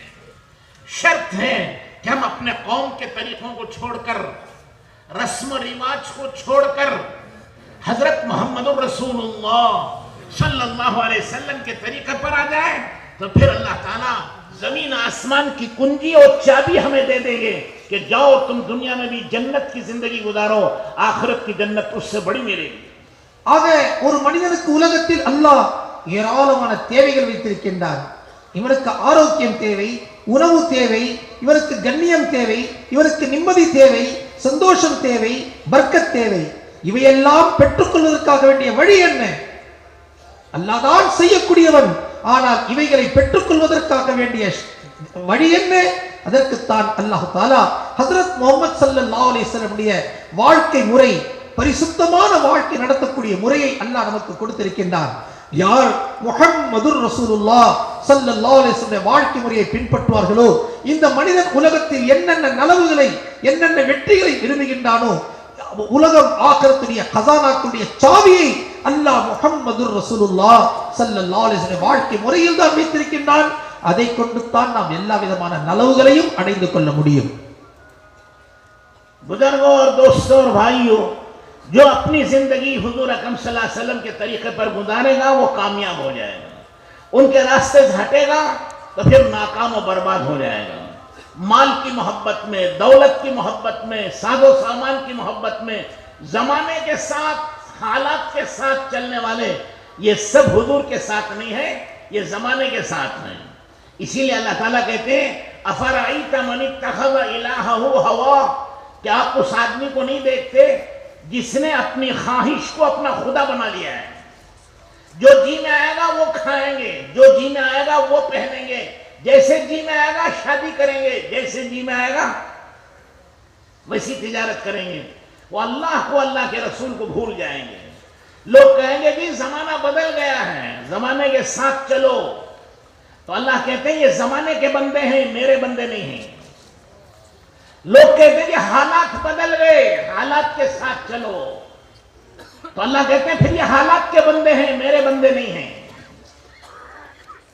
क्योंकि ये मेरी बात नहीं मानते, हालात के पीछे चलते हैं, रस्म रिवाज के पीछे चलते हैं, समाज के पीछे चलते हैं, ये उसके बंदे हैं। इसीलिए रसूलुल्लाह सल्लल्लाहु अलैहि वसल्लम ने फरमाया, तईस अब्दुल दीनार व अब्दुल दिरहम व अब्दुल कतीफा, हलाक व बर्बाद हो जाए सोने चांदी वाला, मालो दौलत वाला, कपड़े वाला, वो उसका बंदा है। अब्दुल दीनार, दीनार का बंदा, बजाय अल्लाह का बंदा बनने के ये माल का बंदा बन गया। बजाय रसूलुल्लाह की उम्मत होने के, हुजूर के तरीके पर चलने के, दुनिया के रस्म रिवाज के साथ चलता है। दुनिया के रस्म, दुनिया के रिवाज, अपना खानदानी तरीका। उनसे कहते भाई शादी में इतनी क्यों बर्बादी करते हो? कहते जी क्या करें, औरतें नहीं मानती। सुभान अल्लाह, आप औरतों के मुरीद हो गए? क्या आपने औरतों का कलमा पढ़ लिया? क्या आपकी क़यामत में नजात औरतें दिलवाएंगी, शफाअत औरतें करेंगी, जन्नत में आपको औरतें ले जाएंगी? तो औरतों के कब आप गुलाम बन गए? अपना दिल खुद नहीं मानता, नाम औरतों का रख देते हैं बेचारे। हम मुसलमान हैं, अल्लाह के हाथ, अल्लाह के रसूल के हाथ में हाथ दिया है। पहले इस्लाम लाने के लिए बैत करते थे। बैत के माने बै के माने खरीद और फरोख्त। अल्लाह के हाथ पर अपनी जान माल बेचते थे। इस्लाम लाने का मतलब यह है कि आज के बाद मैं और मेरा माल मेरा नहीं, मैं और मेरा माल अल्लाह का है। गोया बेच जाता था। अब मैं रस्म पर नहीं चलूंगा, रिवाज पर नहीं चलूंगा, अब मैं रसूलुल्लाह सल्लल्लाहु अलैहि वसल्लम की सुन्नत और शरीयत पर चलूंगा। और अगर मैंने दूसरे को तरजीह दी तो मेरी दुनिया आखिरत बर्बाद हो जाए। इसलिए अल्लाह ताला ने हुक्म दिया है कि जो कुछ तुम्हें रसूलुल्लाह सल्लल्लाहु अलैहि वसल्लम ने सिखाया है उसी पर चलो, और जिससे मना किया उसको छोड़ दो। दुनिया जाए भाड़ में, दुनिया की फिक्र मत करो, या दुनिया भी खत्म हो जाएगी और दुनिया के इंसान भी खत्म हो जाएंगे, उनके तौर तरीके भी खत्म हो जाएंगे। बाकी रहने वाली अल्लाह की जात है और अल्लाह अपने प्यारे नबी की सुन्नत और शरीयत को बाकी रखे। யார் நபி ஸல்லல்லாஹு அலைஹி வஸல்லம் உடைய வாழ்க்கை முறைப்படி நடப்பார்களோ அவர்கள் தான் ஈடேற்றம் அடைய முடியும். நபி ஸல்லல்லாஹு அலைஹி வஸல்லம் வாழ்க்கை முறையை விட்டவர்கள் அவர்கள் ஈடேற்றம் அடைந்து கொள்ளவே முடியாது. வெற்றிக்காக வேண்டிய ஒரே பாதை நபி ஸல்லல்லாஹு அலைஹி வஸல்லம் கொண்டு வந்த பாதை தான். நாம் நம்முடைய சமுதாயம், நம்முடைய சம்பிரதாயங்கள் இவர்களை நாம் பார்க்க மாட்டோம். நாம் நிலைமைகளை பார்க்க மாட்டோம், காலங்களை பார்க்க மாட்டோம், மக்களை பார்க்க மாட்டோம், நம்முடைய பரம்பரை மக்கள் என்ன கூறுகின்றார்கள் இதை பார்க்க மாட்டோம். நாம் அப்படி பார்ப்போமேயானால் அல்லாஹ் கூறுகின்றான், இவர்கள் என்னுடைய அடிமைகள் இல்லை, இவர்கள் மக்களுடைய அடிமைகள், இவர்கள் இவருடைய சமய சமுதாய சம்பிரதாயங்களுடைய அடிமைகள் என்பதாக அல்லாஹ் கேட்கின்றான் குர்ஆனிலே. அஃபரஐத மனி தகத இலாஹு ஹவா, யார் தன்னுடைய ஹவாவை, தன்னுடைய இச்சையை தன்னுடைய ரப்பாக ஆக்கி கொண்டார்களோ அவர்களை நீங்கள் பார்த்தீர்களா என்பதாக அல்லாஹ் கேட்கின்றான். இவர்கள் சொல்லுகின்றார்கள், அவர்கள் சொல்லுகின்றார்கள் என்பதாக நம்முடைய வாழ்க்கையுடைய முறையை அவர்களுக்கு நாம் அடிமைகளாக ஆக்கி கொண்டோம். என்னப்பா இவ்வளவு பணம் இந்த கல்யாணத்துல கொற்றியே அப்படின்னு சொன்னா அவர் என்ன சொல்கின்றார், என்னுடைய வீட்டு பெண்கள் ஒத்துக்கொள்ள மாட்டேன்றாங்க. இவருடைய உள்ளம் ஒப்புக்கொள்வதில்லை, ஆனால் இவர் பழி சுமத்துகின்றார் பெண்கள் பேரிலே. கனவான்களே, சொல்களே, நாம் அல்லாஹ்வுடைய நபி என்ற வாழ்க்கை முறையை கொண்டு வந்திருக்கின்றார்கள். நாம் பணத்திற்கு அடிமையாகி விட்டோம். மௌலா கூறுகின்றார்கள், நாம் தீனாருக்கு அடிமை, நாம் பணத்திற்கு அடிமை. நாம் அல்லாஹ்விடத்தில் பையத், அந்த காலத்திலே சஹாபா பெருமக்கள் ஈமானில் வருகின்றார்கள் என்றால் பையத் செய்வார்கள். பையத் என்றால் என்ன? பை அல் பை என்றால் தன்னை விட்டுடுவது. யா அல்லாஹ், இந்த உயிருக்கும் நான் சொந்தக்காரன் அல்ல, இந்த பொருளுக்கும் நான் சொந்தக்காரன் அல்ல, இந்த உயிரும் பொருளும் அல்லாஹ் ரசூலுடைய விருப்பப்படிதான் நான் இதை செலவு செய்வேன், இதில் என்னுடைய இஷ்டத்தை நான் செலவு செய்ய மாட்டேன் என்பதாக அல்லாஹ்வுடைய நபியுடைய விருப்பப்படி என்னுடைய கொடுக்கல் வாங்கல், என்னுடைய வியாபாரம், என்னுடைய உத்தியோகம், என்னுடைய கல்யாணங்கள், என்னுடைய வாழ்க்கையுடைய ஒவ்வொரு முறையையும் நான் நபி ஸல்லல்லாஹு அலைஹி வஸல்லம் முறைப்படி நான் நடத்த வேண்டும். அல்லாஹ் கூறுகின்றான் திருமறையிலே, எதையெல்லாம் உங்களுடைய நபி உங்களுக்கு கொடுக்கின்றார்களோ அதை நீங்கள் வாங்கிக் கொள்ளுங்கள், எதையெல்லாம் உங்களுடைய நபி உங்களை செய்ய வேண்டாம் என்று தடுக்கின்றார்களோ அதிலிருந்து நீங்கள் தவிர்த்து கொள்ளுங்கள், இதை கொண்டு தான் நீங்கள் வெற்றி அடைய முடியும் என்பதாக. ஆக நாம் அல்லாஹ்வுடைய நபி ஹஜ்ரத் முஹம்மது ஸல்லல்லாஹு அலைஹி வஸல்லம் அவர்கள் எந்த வாழ்க்கை முறையை கொண்டு வந்தார்களோ நாம் அதன்படி வாழ்வோம். நாம் நம்முடைய சூழ்நிலை, நம்முடைய மக்கள், நம்முடைய ரசம் இவைகளை எல்லாம் நாம் பார்க்க மாட்டோம். நபி என்ன சொன்னார்களோ அந்த முறைப்படித்தான் நம்முடைய வாழ்க்கை நடத்துவோம். இதில் தான் அல்லாஹ் நமக்கு ஈடேற்றத்தை வைத்திருக்கின்றான். பெண்கள் என்பதாக நாம் பெண்கள் மேலே பழி சுமத்துகின்றோம். என்ன, இந்த பெண்கள் நமக்கு கியாமத் நாள் என்று இவர்கள் மூலமாக நமக்கு ஈடேற்றம் கிடைக்குமா? இவர்கள் நமக்கு ஷிஃபாத் கொடுக்கக்கூடியவர்களா? இவர்கள் நம்முடைய ஆகிரத்தில் நமக்கு ஈடேற்றம் கொடுப்பதற்கு காரணமாக ஆவார்களா? இல்லை. கியாமத் நாள் என்று ஹஜ்ரத் முஹம்மது ஸல்லல்லாஹு அலைஹி வஸல்லம் உடைய சுன்னத்தான வாழ்க்கை முறைப்படி யார் வாழ்ந்துவிட்டு சென்றார்களோ அந்த நபிதான் நமக்கு ஆகிரத்தில் ஷிஃபாத் செய்வார்கள். அவர்கள்தான் நமக்கு ஆக்கிரத்தில் ஈடேற்றத்திற்கு காரணமாக அமைவார்கள். ஆக நாம் ஒவ்வொரு அமலிலும் நாம் அல்லாஹ்வுடைய நபி ஹஜ்ரத் முஹம்மது ஸல்லல்லாஹு அலைஹி வஸல்லம் கொண்டு வந்த முறைப்படி நாம் நம்முடைய வாழ்க்கையை அமைத்துக் கொள்ள வேண்டும். जो मैं सब हुजूर की सुन्नत पर चलेंगे, நபியுடைய வாழ்க்கை முறைப்படி அமையலாமா இன்ஷாஅல்லாஹ்? खाने पीने में हुजूर की सुन्नत, कमाने खर्च करने में, और शादी में किसकी सुन्नत? इतना जहेज, इतना सोना, इतना चांदी, इतना माल, इतनी दौलत, ये किसकी सुन्नत है? ஆக கனவான்களே, சொல்களே, நாம் நபியுடைய சுன்னத்படி நடக்கலாமா இன்ஷாஅல்லாஹ்? வெறும் சாப்பாட்டுல தூக்கத்துல மட்டும் நபியுடைய சுன்னத் அல்ல. நம்முடைய கல்யாணங்கள், நம்முடைய நிக்காக்களில் நபியுடைய சுன்னத்தை நாம் கொண்டு வர வேண்டும். இவ்வளவு வரலட்சணை, இவ்வளவு தங்கம், இவ்வளவு வெள்ளி, இவ்வளவு பர்னிச்சர், இப்படிப்பட்ட வீடு, இப்படிப்பட்ட வாகனம், இதெல்லாம் யாருடைய சுன்னத்? சொல்லுங்க, யாருடைய சுன்னத்? சொல்லுங்க, மாற்றார்களுடைய வாழ்க்கை முறை இது. और कमाई में சம்பாத்தியத்தில் झूठ के बगैर काम नहीं चलता, धोखे के बगैर काम नहीं चलता, सूद के बगैर काम नहीं चलता। अल्लाह जिसे रोक रहे हैं हम उसे कर रहे हैं, अल्लाह से मुकाबला कर रहे हैं, जंग लड़ रहे हैं। அல்லாஹ் எதை செய்ய வேண்டாம் என்று சொல்லுகின்றானோ, நம்முடைய நம்பிக்கை எப்படி ஆகிவிட்டது? பொய் இல்லாம ஆகாதுங்க, வட்டி இல்லாம ஆகாதுங்க, ஏமாத்தாம நம்ம வியாபாரம் செய்ய முடியாதுங்க. அல்லாஹ் எதை செய்யக்கூடாது என்று சொன்னாலோ அதை செய்துத்தான் ஆக வேண்டும் என்று நாம் இன்று வாழ்ந்து கொண்டிருக்கின்றோம். अल्लाह से जंग करके कौन जीता है आज तक? இவ்வாறு செய்வது அல்லாஹ்வுடன் நாம் போர் தொடுப்பது போன்றதாக இருக்கின்றது. அல்லாஹ்வுடன் போர் தொடுத்து யார் உலகத்தில் வெற்றி அடைய முடியும்? इसलिए हम सबको अपनी जिंदगियां हजरत रसूलुल्लाह सल्लल्लाहु अलैहि वसल्लम के तरीके पर और सुन्नत पर लाना है। नफा और जिंदगी बनाने के लिए अल्लाह ने नमाज दी है। नमाज पढ़कर अल्लाह से मांगेंगे, अल्लाह हमारी दुआओं को कबूल करेंगे, हमारी हाजतें पूरी करेंगे, हमारी जरूरतें पूरी करेंगे। हजरत मौलाना यूसुफ साहब रहमतुल्लाह अलैह फरमाते थे, तबलीगी जमात में पुराना साथी वो है जो अपनी हाजत और जरूरत नमाज पढ़कर अल्लाह से मांग ले और अल्लाह उसको दे दे। उसके अंदर इतनी ताकत हो, ईमानी ताकत और दुआ की ताकत इतनी बढ़ गई हो कि वो नमाज पढ़कर मांगे, अल्लाह उसे दे दे। अपनी जरूरत और हाजत को अल्लाह से पूरी करा ले तो वो सबसे पुराना साथी है। ஆக வாங்கக்கூடிய பாதை அல்லாஹ் தொழுகையாக நமக்கு இருக்கின்றான். தொழுகை அல்லாஹ்வுடைய கஸானாக்களிலிருந்து பெற்றுக்கொள்ளக்கூடிய நம்பிக்கை உள்ள, உறுதி உள்ள சாதனமாக இருந்து கொண்டிருக்கின்றது. நம்முடைய ஹாஜத்துகளை நாம் தொழுகையின் மூலமாக நாம் நிறைவேற்றிக் கொள்ள வேண்டும். ஹஜரத் மௌலானா யூசுப் சார் ரஹ்மத்துல்லாஹி அவர்கள் ஆக பழைய சாத்திகள் யார் என்று சொன்னால், தாவத்துடைய உழைப்பிலே, தப்லீகுடைய இந்த உழைப்பிலே அவர்களுக்கு தேவை ஏற்பட்டது. அவருடைய கவனங்கள் உலகத்துடைய எந்த காரண காரியங்களின் பக்கமும் செல்லவில்லை. அவருடைய கவனங்கள் உடனடியாக அல்லாஹ்வுடைய நம்பிக்கை உள்ள சாதனம் தொழுகையின் பக்கம் சென்றது. 2 ரக்காத் தொழுதார்கள், அல்லாஹ்வுடைய கஸானாவிலிருந்து பெற்றுக் கொண்டார்கள் என்றால் ஆக இவர்தான் ஆக பழைய சாத்தி என்பதாக ஹஜரத் மௌலானா யூசுப் சாரம்தா அவர்கள் கூறுவார்கள். अब हम लोग भी पुराने हैं, कितने पुराने हैं, कितने नए हैं। खुद ही अपने दिल से फतवा लेना कि मैं कितना पुराना हूँ, कि मैं कितनी हाजतें और जरूरतें अल्लाह से मांगकर पूरी करा रहा हूँ और अल्लाह के रास्ते में आगे बढ़ रहा हूँ, वो खुद ही फैसला करें। இப்பொழுது நாம் எல்லாம் முடிவெடுக்க வேண்டும், நான் எவ்வளவு பழையவனாக இருக்கின்றேன், எனக்கு ஏற்படக்கூடிய பிரச்சனைகள், தடைகள், குறுக்கீடுகள் இவ்வாறு எனக்கு ஏற்படக்கூடிய சமயத்திலே நான் என்னுடைய தொழுகையின் மூலமாக என்னுடைய எத்தனை பிரச்சனைகளை நான் தீர்த்து கொண்டேன் என்பதாக நாம் ஒருவரும் நம்மை பற்றியே ஃபத்வாஸை கொடுக்க வேண்டியதாக, எடுத்துக்கொள்ள வேண்டியதாக இருந்து கொண்டிருக்கின்றது.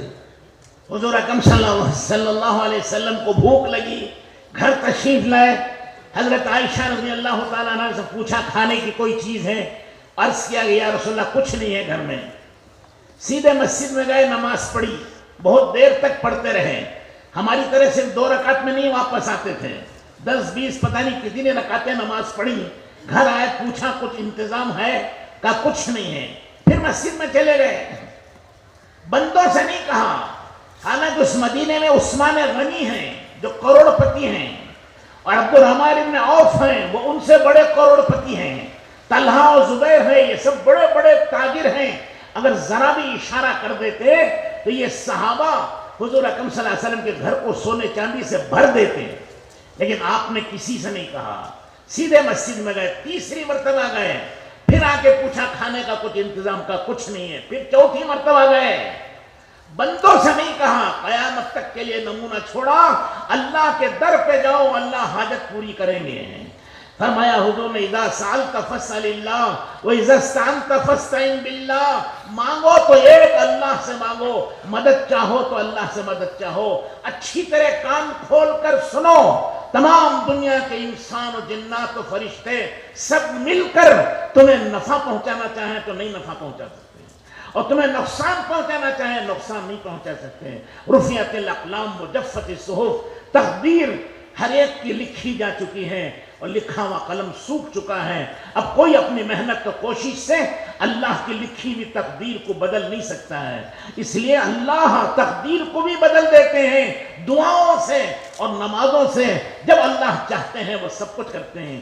اس لیے ہمارا تعلق اللہ کی ذات کے ساتھ ہونا، اور اللہ کی ذات سے تعلق ہوتا ہے نماز سے. اسی لیے عربی نے نماز کو صلاۃ کہتے ہیں. صلاۃ کا مقصد یہ ہے صلہ بین العبد و ربہ، بندے کو خدا سے جوڑنے والی چیز وہ نماز ہے. اینٹ کو اینٹ سے جوڑنا تو سیمنٹ سے لگانا، اور کاغذ کو کاغذ سے لگانا تو گم لگانا، لوہے کو لوہے سے جوڑنا تو ارے بولو ویلڈنگ کرنا نہیں. اور بندے کا تعلق محبت اللہ سے ہو جائے اس کے لیے نماز ہے. اسی لیے رسول اللہ صلی اللہ علیہ وسلم نے فرمایا میری آنکھوں کی ٹھنڈک نماز ہے، میرے دل کی راحت نماز ہے. اسی لیے حضور کو جب کبھی گھبراہٹ ہوتی، کوئی حاجت پیش آتی، فوراً نماز پڑھتے تھے. اللہ ہمیں بھی وہ توفیق نصیب فرمائے.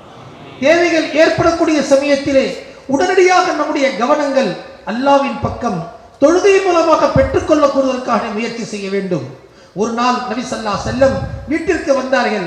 அன்னை ஆயிஷா ரலியல்லாஹு தஆலா கேட்டார்கள், உண்பதற்கு ஏதாவது இருக்கின்றதா என்பதாக. கூறினார்கள், ஒன்றுமே இல்லை. உடனடியாக பள்ளிவாசலுக்கு சென்று விட்டார்கள். வெகு நேரம் வரையிலே தொழுது கொண்டிருந்தார்கள். நம்மை போட்ட 2 ரக்காத் தொழுது விட்டு வரக்கூடிய விஷயம் அல்ல. எத்தனை 10 20 ரக்காத் தொழுதார்கள் அல்லாஹ்வுக்கு தான் தெரியும். மறுபடியும் வந்து கேட்டார்கள், ஏற்பாடு ஆகிவிட்டதா என்பதாக. சொன்னார்கள், ஏற்பாடு ஆகவில்லை. மறுபடியும் சென்றார்கள், ஏற்பாடு தொழுது விட்டார்கள். 3வது தடவையும் சொன்னார்கள், ஏற்பாடு ஆகவில்லை. 4வது தடவை மீண்டும் பள்ளிவாசலுக்கு சென்று விட்டார்கள். யார் இருக்கின்றார்கள் மதீனாவிலே? உஸ்மான் ரலியல்லாஹு தஆலா அன்ஹு, கோடீஸ்வர சஹாபி. சொன்னால் போதும், நபியுடைய வீட்டிலே தங்கம் வெள்ளியை கொண்டு உணவுப் பொருட்களை கொண்டு அவர்கள் நிரப்பிவிட முடியும். ஆனால் கியாமத் வரையிலே ஒரு முன்மாதிரியை நிறுவிவிட்டு காட்டிவிட்டு சென்று விட்டார்கள். நமக்கு தேவை என்றால் நாம் படைப்புகளின் பக்கம் செல்ல மாட்டோம், படைத்தவனின் பக்கம் தான் செல்லுவோம். இந்த முன்மாதிரியை நபி ஸல்லல்லாஹு நிரூபித்து காட்டிவிட்டார்கள். அப்துல் ரஹ்மான் பின் மவுஃப் அதைவிட மிகப்பெரிய கோடீஸ்வர சஹாபி. தல்ஹா ஜுபைர் மிகப்பெரிய வியாபாரிகளாக இருக்கின்றார்கள். எந்த மக்லூக் அந்த படைப்புகளின் பக்கமும் அவர்கள் தன்னுடைய நாவை திறக்கவில்லை, அல்லாஹ்வின் பக்கமே சென்று கொண்டிருந்தார்கள். ஆக கனவாதனை சொல்லி வாங்கக்கூடிய பாதை அல்லாஹ். அடியார்களுக்கும் அல்லாஹ்வுக்கும் இடையிலே தொடர்பை உருவாக்கி தரக்கூடியதுதான் தொழுகையாக இருந்து கொண்டிருக்கின்றது. எப்படி ஒரு கல்லை கல்லுடன்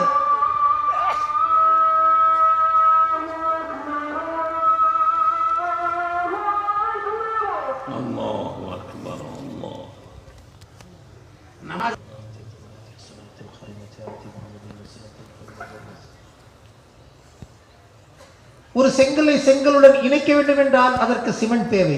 இரும்புடன் இரும்பை இணைப்பதற்காக வேண்டி வெல்டிங் தேவை. பேப்பரை பேப்பருடன் இணைக்க வேண்டும் என்றால் கம் தேவை. இதே போன்று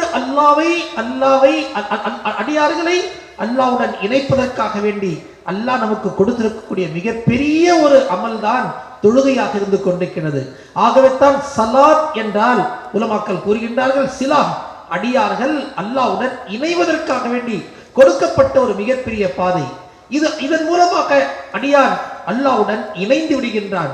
அல்லாஹ்வுடைய தொடர்பு, அல்லாஹ்வுடைய அன்பு இவனுடைய உள்ளத்தில் தொழுகையின் மூலமாக உருவாகின்றது. நபி ஸல்லல்லாஹு பின்னால் என்னுடைய கண்களுடைய கண்குளிர்ச்சி தொழுகையில் அல்லாஹ் வைத்திருக்கின்றார் என்பதாக சொன்னார்கள்.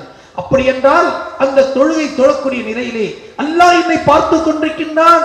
அந்த தொடர்புடன் அந்த கனெக்ஷனுடன் தொழக்கூடிய நேரத்தில் அந்த அடியான் அல்லாஹ்வுடன் எந்த அளவுக்கு இணைந்து கொண்டே செல்கின்றான். ஆக தொழுகை கொடுக்கப்பட்டது அல்லாஹ்வுடன் இணைந்து அல்லாஹ்வுடைய அன்பை பெற்று அல்லாஹ்வுடைய கஸானாக்கிலிருந்து பெற்றுக்கொள்வதற்காக வேண்டித்தான் அல்லாஹ் இவ்வளவு பெரிய விஷயத்தை அமலை கட்டளை நமக்கு அல்லாஹ் கொடுத்திருக்கின்றான். अल्लाह हम सबको नसीब फरमाए. अल्लाह हम लोगों नसीबाकुवाना. हुजूर अकरम सल्लल्लाहु अलैहि वसल्लम ने फरमाया, सल्लू कमा रअयतुमूनी उसल्ली, ऐसी नमाज पढ़ो जैसे मैं नमाज पढ़ता हूँ. जैसे हुजूर नमाज पढ़ते हैं वैसी नमाज, जैसे हम पढ़ते हैं वो नमाज नहीं. हुजूर अकरम सल्लल्लाहु अलैहि वसल्लम की नमाज तकबीर ऊला से सलाम फेरने तक अल्लाह के अलावा किसी का ख्याल नहीं है. हमारा हाल ये है कि तकबीर ऊला से सलाम फेरने तक सबका ख्याल है, अल्लाह का ख्याल नहीं. अब इसके लिए अल्लाह के रास्ते में निकलते हैं 4 مہینے پیدل چلتے ہیں، محنت مشقت اٹھاتے ہیں اور سیکھتے ہیں۔ لینے کے لیے اللہ کی ذات ہے، اللہ کے خزانے ہیں، جتنا چاہے لے لو، اللہ کے خزانے ختم نہیں ہوتے ہیں۔ بندوں سے مانگیں گے، بندے بھاگ جاتے ہیں، 1 بار دے گا، 2 بار دے گا، تیسری مرتبہ راستہ کاٹ کے نکل جائے گا۔ تنگ آ جاتا ہے مانگنے سے، اللہ خوش ہوتے ہیں مانگنے سے۔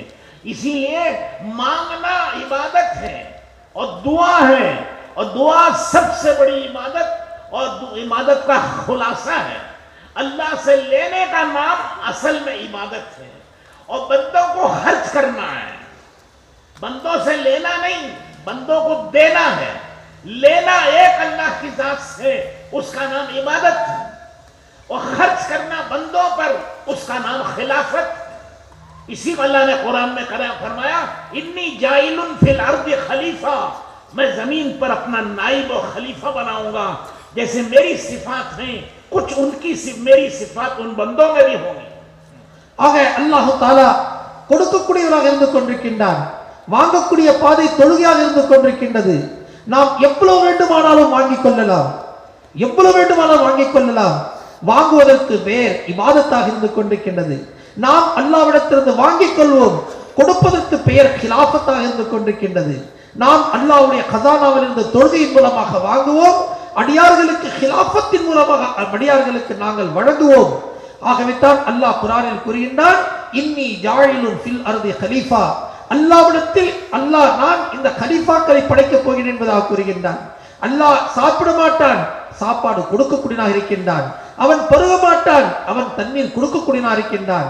ஆக அல்லாஹ் விரும்புகின்றான் என்னிடத்தில் இருக்கக்கூடிய தன்மைகள், ஒரு சில தன்மைகள் அடியார்களிடத்திலும் பிரதிபலிக்க வேண்டும்। இதற்காக வேண்டித்தான் நான் இந்த மனிதர்களை படித்தேன் என்ற கருத்துப்பட அல்லாஹ் கூறுகின்றான்। ஆக நாம் அல்லாஹ்வுடைய கஸானாவிலிருந்து தொழுகையின் மூலமாக, இபாதத்தின் மூலமாக வாங்குவோம்। நாம் கிலாஃபத் என்ற முறையிலே நாம் அடியார்களுக்கு கொடுப்போம், அடியார்களுக்கு நாம் கேட்க மாட்டோம், அடியார்களுக்கு நாம் பெற மாட்டோம், நாம் கொடுக்கக்கூடியவர்களாக மாற வேண்டும்। ये जानवर पना और हैवानियत है। हैवान और जानवर खाता है, खिलाता नहीं है। अपनी हाजत के लिए दूसरों को फाड़ खाता है, नुकसान पहुंचाता है, नफा नहीं पहुंचाता। और अल्लाह खाते नहीं हैं, वो खिलाते हैं, वो हाजतों को पूरी करते हैं, वो नफा पहुंचाते हैं। इनके बीच में ये इंसान है, खाना भी है, इसको खिलाना भी है। जानवर खाता है, खिलाता नहीं। अल्लाह खिलाते हैं, खाते नहीं। ये बीच की मखलूक इंसान है, ये खाएगा लेकिन सारा सब कुछ नहीं खाएगा। अपने खाने में गरीब को, यतीम को, बेवा को, मिस्कीन को, मुसाफिर को, मजबूर को शरीक करेगा। अपने कपड़े बनाएगा, गरीबों के, यतीमों के कपड़े बनाएगा। अपना घर बनाएगा, बेवाओं के, यतीमों के, गरीबों के भी घर बनाएगा। अपने बच्चे की शादी करेगा, दूसरे की भी शादी कराएगा। खुद खा लेगा, तो ये हैवानियत तो जानवरपना है। दूसरे को खिलाना अल्लाह की सिफत तो खिलाफत है। इसलिए हमारा काम है खुद खाएं, अपने खाने में गरीबों यतीमों को भी शरीक करें। अपने भी कपड़े बनवाएं, गरीबों यतीमों के भी बनवाएं। अपना भी घर बनाएं, गरीबों, मिस्किनों, मुसाफिरों के भी बनवाएं। चाहे मुसलमान हो, चाहे गैर मुस्लिम हो, गैर मुस्लिम का भी साथ दें। गैर मुस्लिम भूखा है, उसे भी खिलाएंगे। गैर मुस्लिम नंगा है, उसे भी कपड़ा पहनाएंगे। गैर मुस्लिम बेसहारा है, उसे भी सहारा देंगे, घर बनाएंगे। हर एक उसका भी काम करेंगे। चाहे वो गैर मुस्लिम है तो अल्लाह का बंदा, है तो आदम अलैहिस्सलाम की औलाद, और वो हजरत मोहम्मद रसूलुल्लाह की उम्मत में है। तो हमारा दुनिया में कोई दुश्मन नहीं, हमारा दुश्मन एक शैतान मरदूद है। बाकी सब भाई भाई हैं। अल्लाह के रसूल ने फरमाया कुनू इबादल्लाह इख्वाना, अल्लाह के बंदो भाई भाई बनकर जियो, सबके काम आओ, सबका साथ दो, सबकी मदद करो, हत्ता के जानवर की भी मदद करो। आपने सुना होगा एक गुनहगार औरत ने कुत्ते को पानी पिलाया, अल्लाह ने उसकी भी मगफिरत कर दी। तो इंसान तो उससे बड़ा होता है, और मुसलमान उससे बड़ा होता है, और अल्लाह के रास्ते में निकलने वाले उससे बड़े होते हैं। उलमा उससे बड़े होते हैं, हर एक का दर्जा बढ़ता चला जाता है। इंशाअल्लाह जिसकी हाजत में हम काम आएंगे, अल्लाह की तरफ से इतना ही हमें ताल्लुक, मोहब्बत, अजमत मिलेगी और हम अल्लाह से करीब होते चले जाएंगे। अल्लाह से कुर्बत की ये निशानी है कि हम दूसरों के काम आए, दूसरों का साथ दें, दूसरों का हाथ बटाएं। हदीस में आता है, अल्लाह कहते हैं तमाम मखलूक मेरा खानदान है, जो इन पर एहसान करेगा मैं उससे मोहब्बत करूंगा। तो हमारा काम है एक तरफ अल्लाह की इबादत व बंदगी करना, और हमारा काम एक तरफ अल्लाह के बंदों की, किसी कौम से हो, किसी कौम, किसी जबान का हो, किसी मुल्क का हो, हम सबका साथ देंगे। हम सबके हैं और सब हमारे हैं। அல்லாஹ்வுடைய நபி ஸல்லல்லாஹு அலைஹி வஸல்லம் கூறினார்கள், சல்லு கமா ரஅய்துமூனி உஸல்லி, நான் எப்படி தொழுகின்றேனோ இதே போன்று நீங்கள் தொழுங்கள் என்பதாக அல்லாஹ்வுடைய நபி ஸல்லல்லாஹு அலைஹி வஸல்லம் நமக்கு கூறியிருக்கின்றார்கள். தக்பீர் கட்டியதிலிருந்து சலாம் கொடுக்கும் வரை அல்லாஹ்வுடைய நபி ஸல்லல்லாஹு அலைஹி வஸல்லம் அல்லாஹ்வுடைய சிந்தனையுடன், அல்லாஹ்வுடைய ஞாபகத்துடன் தொழுகை தொழுதார்கள். மௌலானா கூறுகின்றார்கள், இன்று நம்முடைய தொழுகை எப்படி இருக்கின்றது என்றால், தக்பீர் கட்டியதிலிருந்து சலாம் கொடுக்கும் வரை அல்லாஹ்வை தவிர உள்ள அத்தனை விஷயங்களையும் நாம் யோசித்துக் கொண்டிருக்கின்றோம். இப்படிப்பட்ட தொழுகையை கொண்டு நாம் எப்படி அல்லாஹ்வுடைய கஸானாக்களில் இருந்து நாம் பெற்றுக்கொள்ள முடியும்? நம்முடைய தொழுகையில் ஏற்படக்கூடிய மறதியின் காரணமாகத்தான் நாம் இந்த தொழுகை கூட நம்முடைய பிரச்சனைகளை தீர்த்து கொள்ள முடியாத நிலையில் நாம் இருந்து கொண்டிருக்கின்றோம். இதை கற்றுக்கொள்வதற்காக வேண்டித்தான் பைதல் ஜமாத்துகளிலே புறப்பட்டு முயற்சி செய்து தாலீம் ஹல்காக்களிலே உட்கார்ந்து உயிருள்ள தொழுகையின் பக்கம் தாவத் கொடுத்து தியானத்தை உண்டாக்கி நாம் தொழுவோமே, ஆனால் நம்முடைய தொழுகை உயிருள்ள தொழுகையாக மாறும். உயிருள்ள தொழுகை தொழுகை எவ்வளவு வேண்டுமானாலும் அல்லாஹ்வுடைய கஸானாவிலிருந்து பெற்றுக்கொள்ளுங்கள். பெற்றுக்கொள்ளக்கூடிய பாதை இபாதத்தாக இருக்கின்றது, தொழுகையாக இருக்கின்றது. பிறகு கிலாஃபத் என்ற தன்மை இருக்கின்றதே, நாம் கொடுப்பதன் மூலமாக பெற்றுக்கொள்ள முடியும். அல்லாஹ் அவன் சாப்பிட மாட்டான், அவன் சாப்பாடு கொடுக்கக்கூடியவனாக இருக்கின்றான். அவன் உண்ண மாட்டான், உணவு கொடுக்கக்கூடியவன். அவன் குடிக்க மாட்டான், அவன் பானங்களை கொடுக்கக்கூடியவனாக இருக்கின்றான். அவன் அணிய மாட்டான், அவனுக்கு ஆடை தேவையில்லை, அவன் உடைகளை கொடுக்கக்கூடியவனாக இருக்கின்றான். இது அல்லாஹ்வுடைய சிஃபத்தாக இருக்கின்றது. இதே போன்று விலங்குகள், அவைகள் சாப்பிடும், சாப்பாடு யாருக்கும் கொடுக்காது. அவைகள் விலங்குகளை பறித்து கொன்று தன்னுடைய வயிற்றைத்தான் நிரப்பிக் கொள்ளுமே தவிர மற்ற விலங்குகளுக்கு அது கொடுக்காது. அல்லாஹ்வுடைய சிஃபத், அவன் கொடுக்கக்கூடியவன், இந்த விலங்குகள் கொடுக்க மாட்டாது. இது இடத்திற்கும் இடைப்பட்டவன் தான் மனிதனாக இருந்து கொண்டிருக்கின்றான். மனிதன் யார்? இவன் தன்னுடைய தேவைக்கு சாப்பிடுவான், ஆனால் சாப்பிட்டதற்கு பிறகு மக்களுக்கும் உணவு கொடுப்பான். தன்னுடைய தேவைக்கு வீடு கட்டுவான், மற்றவர்களுக்கும் வீட்டுக்கு ஏற்பாடு செய்வான். இவன் தன்னுடைய தேவைக்கு அணிந்து கொள்வான், மற்றவர்களுக்கும் இவன் அணிவதற்கு ஆடைகள் கொடுப்பான். தன்னுடைய சாப்பாட்டிலே ஏழைகள், மிஸ்கீன்கள், அனாதைகள், எல்லா விதமான மக்களையும் இவன் சேர்த்துக் கொள்வான். இதுதான் மனித தன்மையாக இருந்து கொண்டிருக்கின்றது. இதை கொண்டு தான் மனிதர்கள் அல்லாஹ்விடத்திலே கண்ணியத்தை பெற்றுக்கொள்ள முடியும். இதை கொண்டு தான் அல்லாஹ்விடத்திலே இவர்களுக்கு கண்ணியம். இவர்கள் மட்டும் சாப்பிடுகின்றார்கள் என்றால் இவன் விலங்கை போன்று ஆகிடுவான். ஆக இந்த தன்மை நமக்குள் உருவாக வேண்டும். இவர்கள் மற்றவர்களுக்கு வழங்கக்கூடியவர்களாக, கொடுக்கக்கூடியவர்களாக, உலகத்தில் இருக்கக்கூடிய அத்தனை பேரும் அல்லாஹ்வுடைய படைப்புகளாக இருந்து கொண்டிருக்கின்றன. இவன் வெறும் முஸ்லிம்களுக்கு மட்டும் உதவக்கூடியவன் அல்ல. முஸ்லிம் இல்லாதவராக இருக்கட்டும், அவர் மாற்று மதத்து மனிதனாக இருக்கட்டும், நமக்கு அதை பற்றி அக்கறை இல்லை. அவரும் அல்லாஹ்வுடைய அடிமையாக இருக்கின்றார். அவரும் ஆதம் அலைஹிஸ்ஸலாத்து வஸ்ஸலாமுடைய மக்களாக இருந்து கொண்டிருக்கின்றார்கள். நாம் எந்த விதமான பாகுபாடு இல்லாமல் எல்லோருக்கும் வழங்குவோம், எல்லோருக்கும் உணவு கொடுப்போம், எல்லோருக்கும் ஆடை கொடுப்போம், ஆதரவு அற்றவர்களுக்கு ஆதரவு அளிப்போம், வீடு இல்லாதவர்களுக்கு வீடு கொடுப்போம். இதுதான் முஸ்லிம்களுடைய தன்மையாக இருந்து கொண்டிருக்கின்றது. எந்த அளவுக்கு என்றால் விலங்குகள் இருக்கின்றன, விலங்குகள் பேரிலும் இறக்கப்படக்கூடியவன் தான் ஈமான் உள்ளவனாக இருந்து கொண்டிருக்கின்றான். விலங்கு என்பதாக அதை உதாசீனப்படுத்த மாட்டான். அவனுக்கு அந்த விலங்குகளுக்கு தேவையான தேவையும் இந்த ஈமான் உள்ளவன் நிறைவேற்றக்கூடியவராக இருந்து கொண்டிருக்கின்றான். ஒரு கெட்ட நடத்தை உள்ள ஒரு பெண் தாகித்த அந்த நாய்க்கு இவள் நீர் புகட்டினால் இதன் காரணமாக அல்லாஹ் அந்த பெண்ணை மன்னித்து அல்லாஹ் சொர்க்கத்திலே அல்லாஹ் நுழைய வைத்து விட்டான். ஆக இப்படிப்பட்ட சிஃபத்துகளுடன், தன்மைகளுடன் இந்த உலகத்தில் வாழக்கூடியவன் தான் இந்த ஈமான் உள்ளவனாக இருந்து கொண்டிருக்கின்றான். करेंगे वे सब செய்யலாமா இன்ஷா அல்லாஹ்? खाली जबान से या अमल से? सहाबा के जमाने में एक बकरी की सिरी आई, सिर बकरे का गरीब को दिया। वो गरीब ने सोचा कि मैं खाऊंगा तो थोड़ी देर में पाखाना बन के निकल जाएगा, दूसरे को दूंगा तो मेरी मगफिरत का जरिया बनेगा, तो दूसरे को दे दिया। वो उससे ज्यादा गरीब था। दूसरे ने सोचा कि मैं खाऊंगा तो मेरी जरूरत पूरी होगी, लेकिन पड़ोसी मुझसे ज्यादा जरूरतमंद है, उसको दे दिया। तीसरे ने सोचा मैं भी गरीब हूं, लेकिन मेरे पड़ोसी के बच्चे ज्यादा हैं, उन्हें चौथे को दिया, पांचवें को दिया, छठे को दिया, सात आंखों आ गई। 7 चक्कर लगा के 7 घरों के फिर वहीं आई। अब पहले खा लेता तो उसका मुकद्दर था, खा नहीं सकते, दूसरा खा नहीं सकता था। 7 घरों को गया, वो कैसे खाएगा, इसका मुकद्दर। वहीं आई, लेकिन अब जो बकरी का सर खाया वो तो 7 घरानों की मगफिरत करवा के खाया। मगफिरत भी हो गई और खाना उसके मुकद्दर का कहीं गया नहीं है। तो ये होता है अल्लाह की तरफ से बांटना, देना अल्लाह को पसंद है, अल्लाह बहुत देते हैं। हजरत अली रजी अल्लाह तआला अन्हु एक मस्जिद में बैठे थे, एक साइल आया, भूखा आदमी, कहा जी अल्लाह के नाम पे कुछ खिलाओ, मैं बहुत भूखा हूं। हजरत हसन से हजरत अली ने कहा जाओ तुम्हारी अम्मा के पास 6 दिरहम मैंने रखवाए हैं आटे के लिए घर के, जाओ उसमें से 1 दिरहम मांग के लाओ।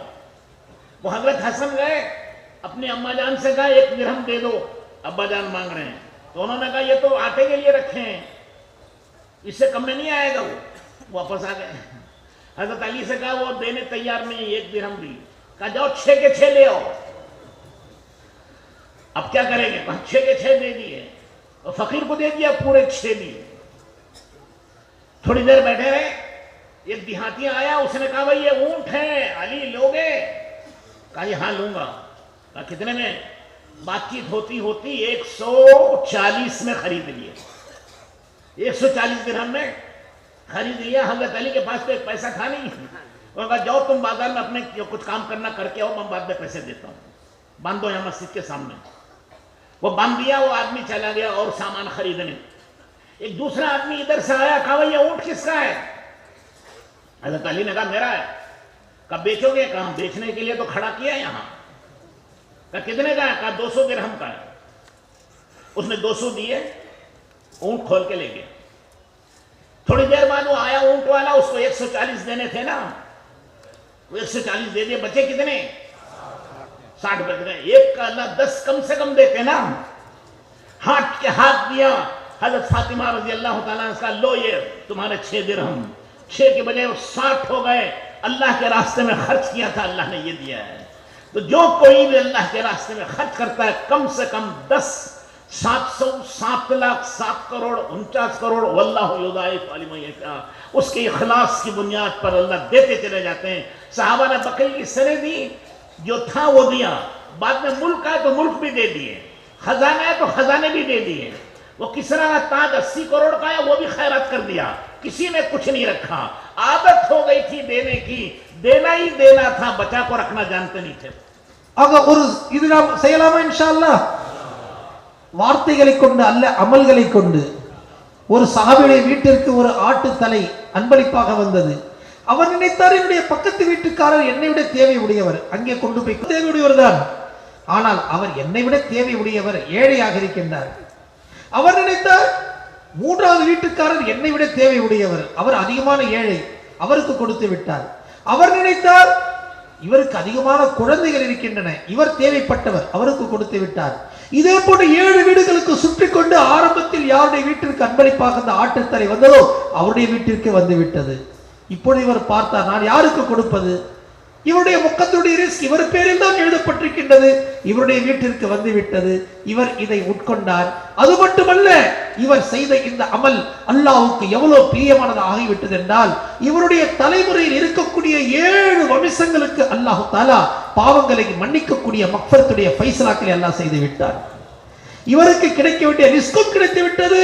இந்த அமலின் காரணமாக இவர் அல்லாஹ்விடத்தில் அந்த பாவ மன்னிப்புடைய மிகப்பெரிய ஒரு தலைவாசலை திறந்து விட்டு விட்டார். ஆக கொடுப்பதை கொண்டு தான் அல்லாஹ் தஆலா இப்படிப்பட்ட நன்மாராய்களை வழங்குகின்றார். இதே போன்று கனமாந்திரி சோர்களே, இதே போல் ஹஜ்ரத் அலி ரலியல்லாஹு தஆலா அன்ஹு ஹஜ்ரத் அலி ரலியல்லாஹு தஆலா அவர்களுக்கு ஒரு ஏழை வந்து யாசகம் கேட்டார். உடனடியாக அலி ரலியல்லாஹு தஆலா அவருடைய வீட்டில் 6 திரகம் இருந்தது.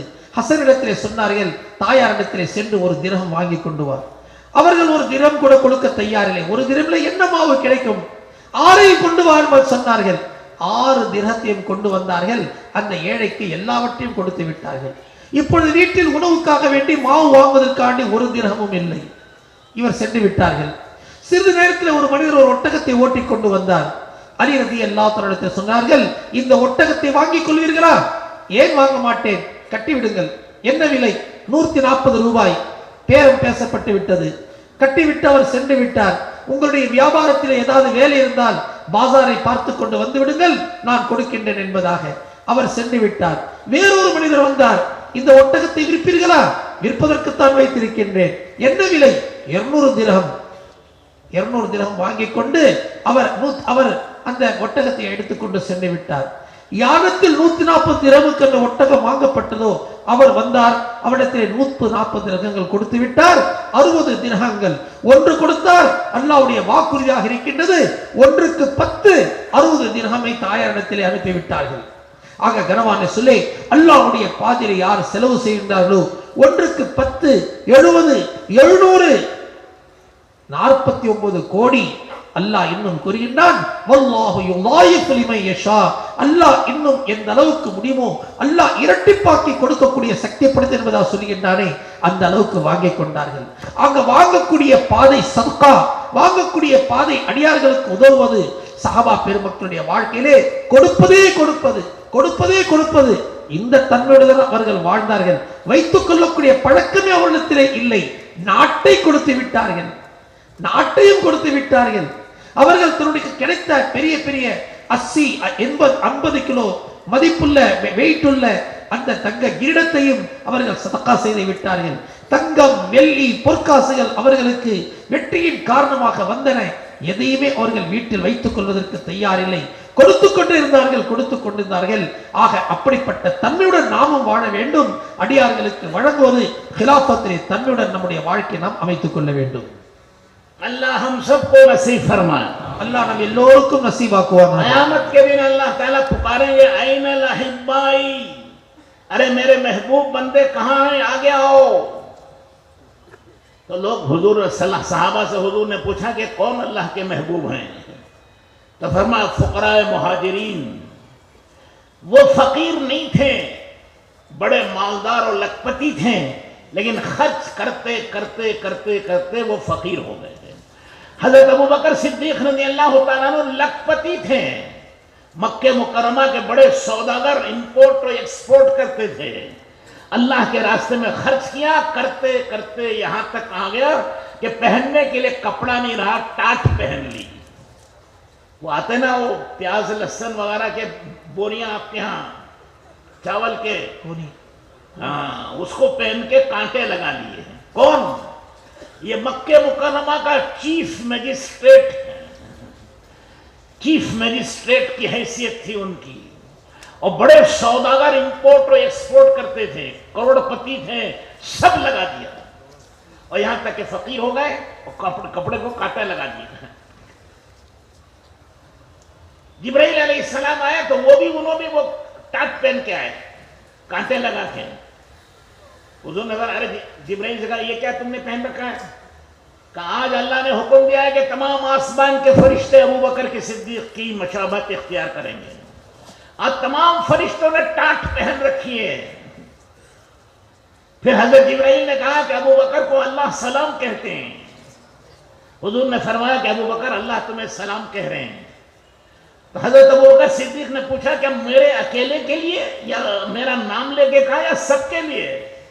जिब्राइल अलैहिस्सलाम ने कहा, नहीं, सबके लिए नहीं, तुम्हारे नाम लेकर तुम्हें अकेले को सलाम किया. और अल्लाह ये पूछते हैं कि कभी तुम लखपति और करोड़पति आदमी थे, आज तुम्हारी ये हालत हो गई अल्लाह के रास्ते में फिरते फिरते, क्या इस हाल में भी तुम अल्लाह से राजी हो? हजरत अबू बकर सिद्दीक रज़ियल्लाहु ताला अन्हु की चीख निकल गई. कहने लगे, अना अन रब्बी राज, अना अन रब्बी राज, अना अन रब्बी राज. मैं अपने रब से राजी हूं, उसे राजी ही करने के लिए सब कुछ किया है. खाली तो हो गए, मिला क्या? अल्लाह की तरफ से सलाम आया।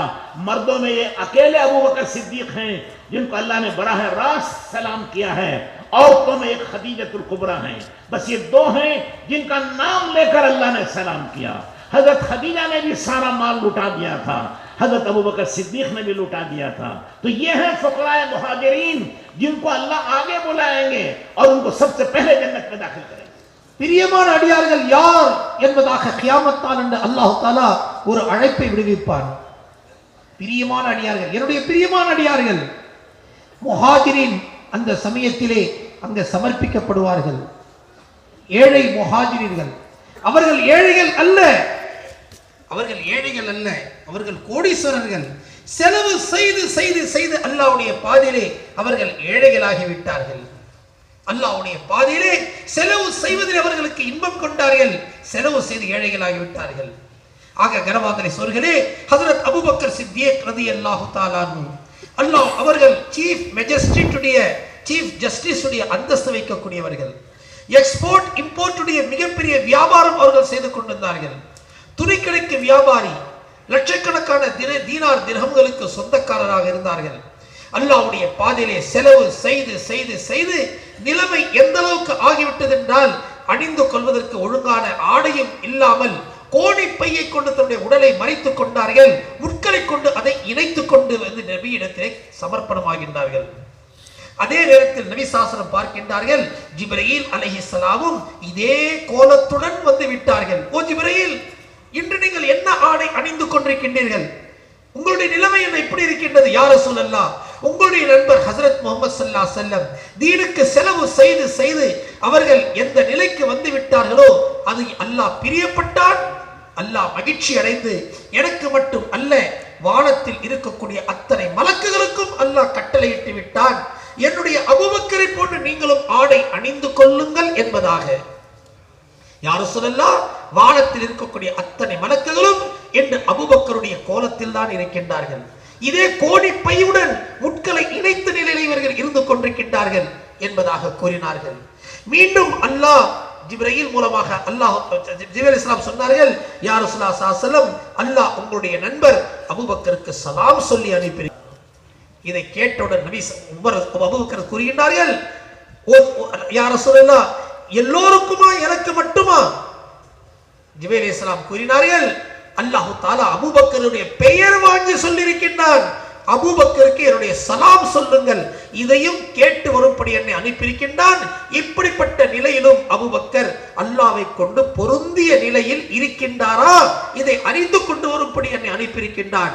இதை கேட்ட மாத்திரத்திலே அபூபக்கர் ரலியல்லாஹு தஆலா அன்ஹு கூக்குரலிட்டு அழ ஆரம்பித்து விட்டார்கள்.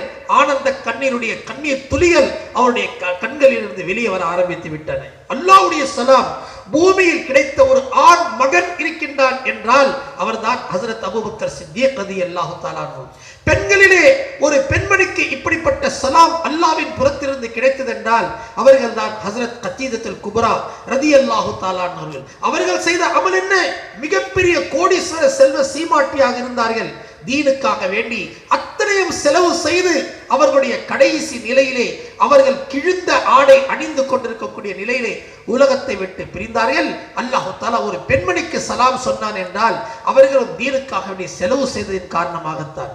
ஆக கனவான்லே சொல்லி செலவு செய்து செய்து அல்லாஹ்விடத்தில் அவர்கள் அந்தஸ்தை பெற்றுக் கொண்டார்கள், கேவலம் அடையவில்லை.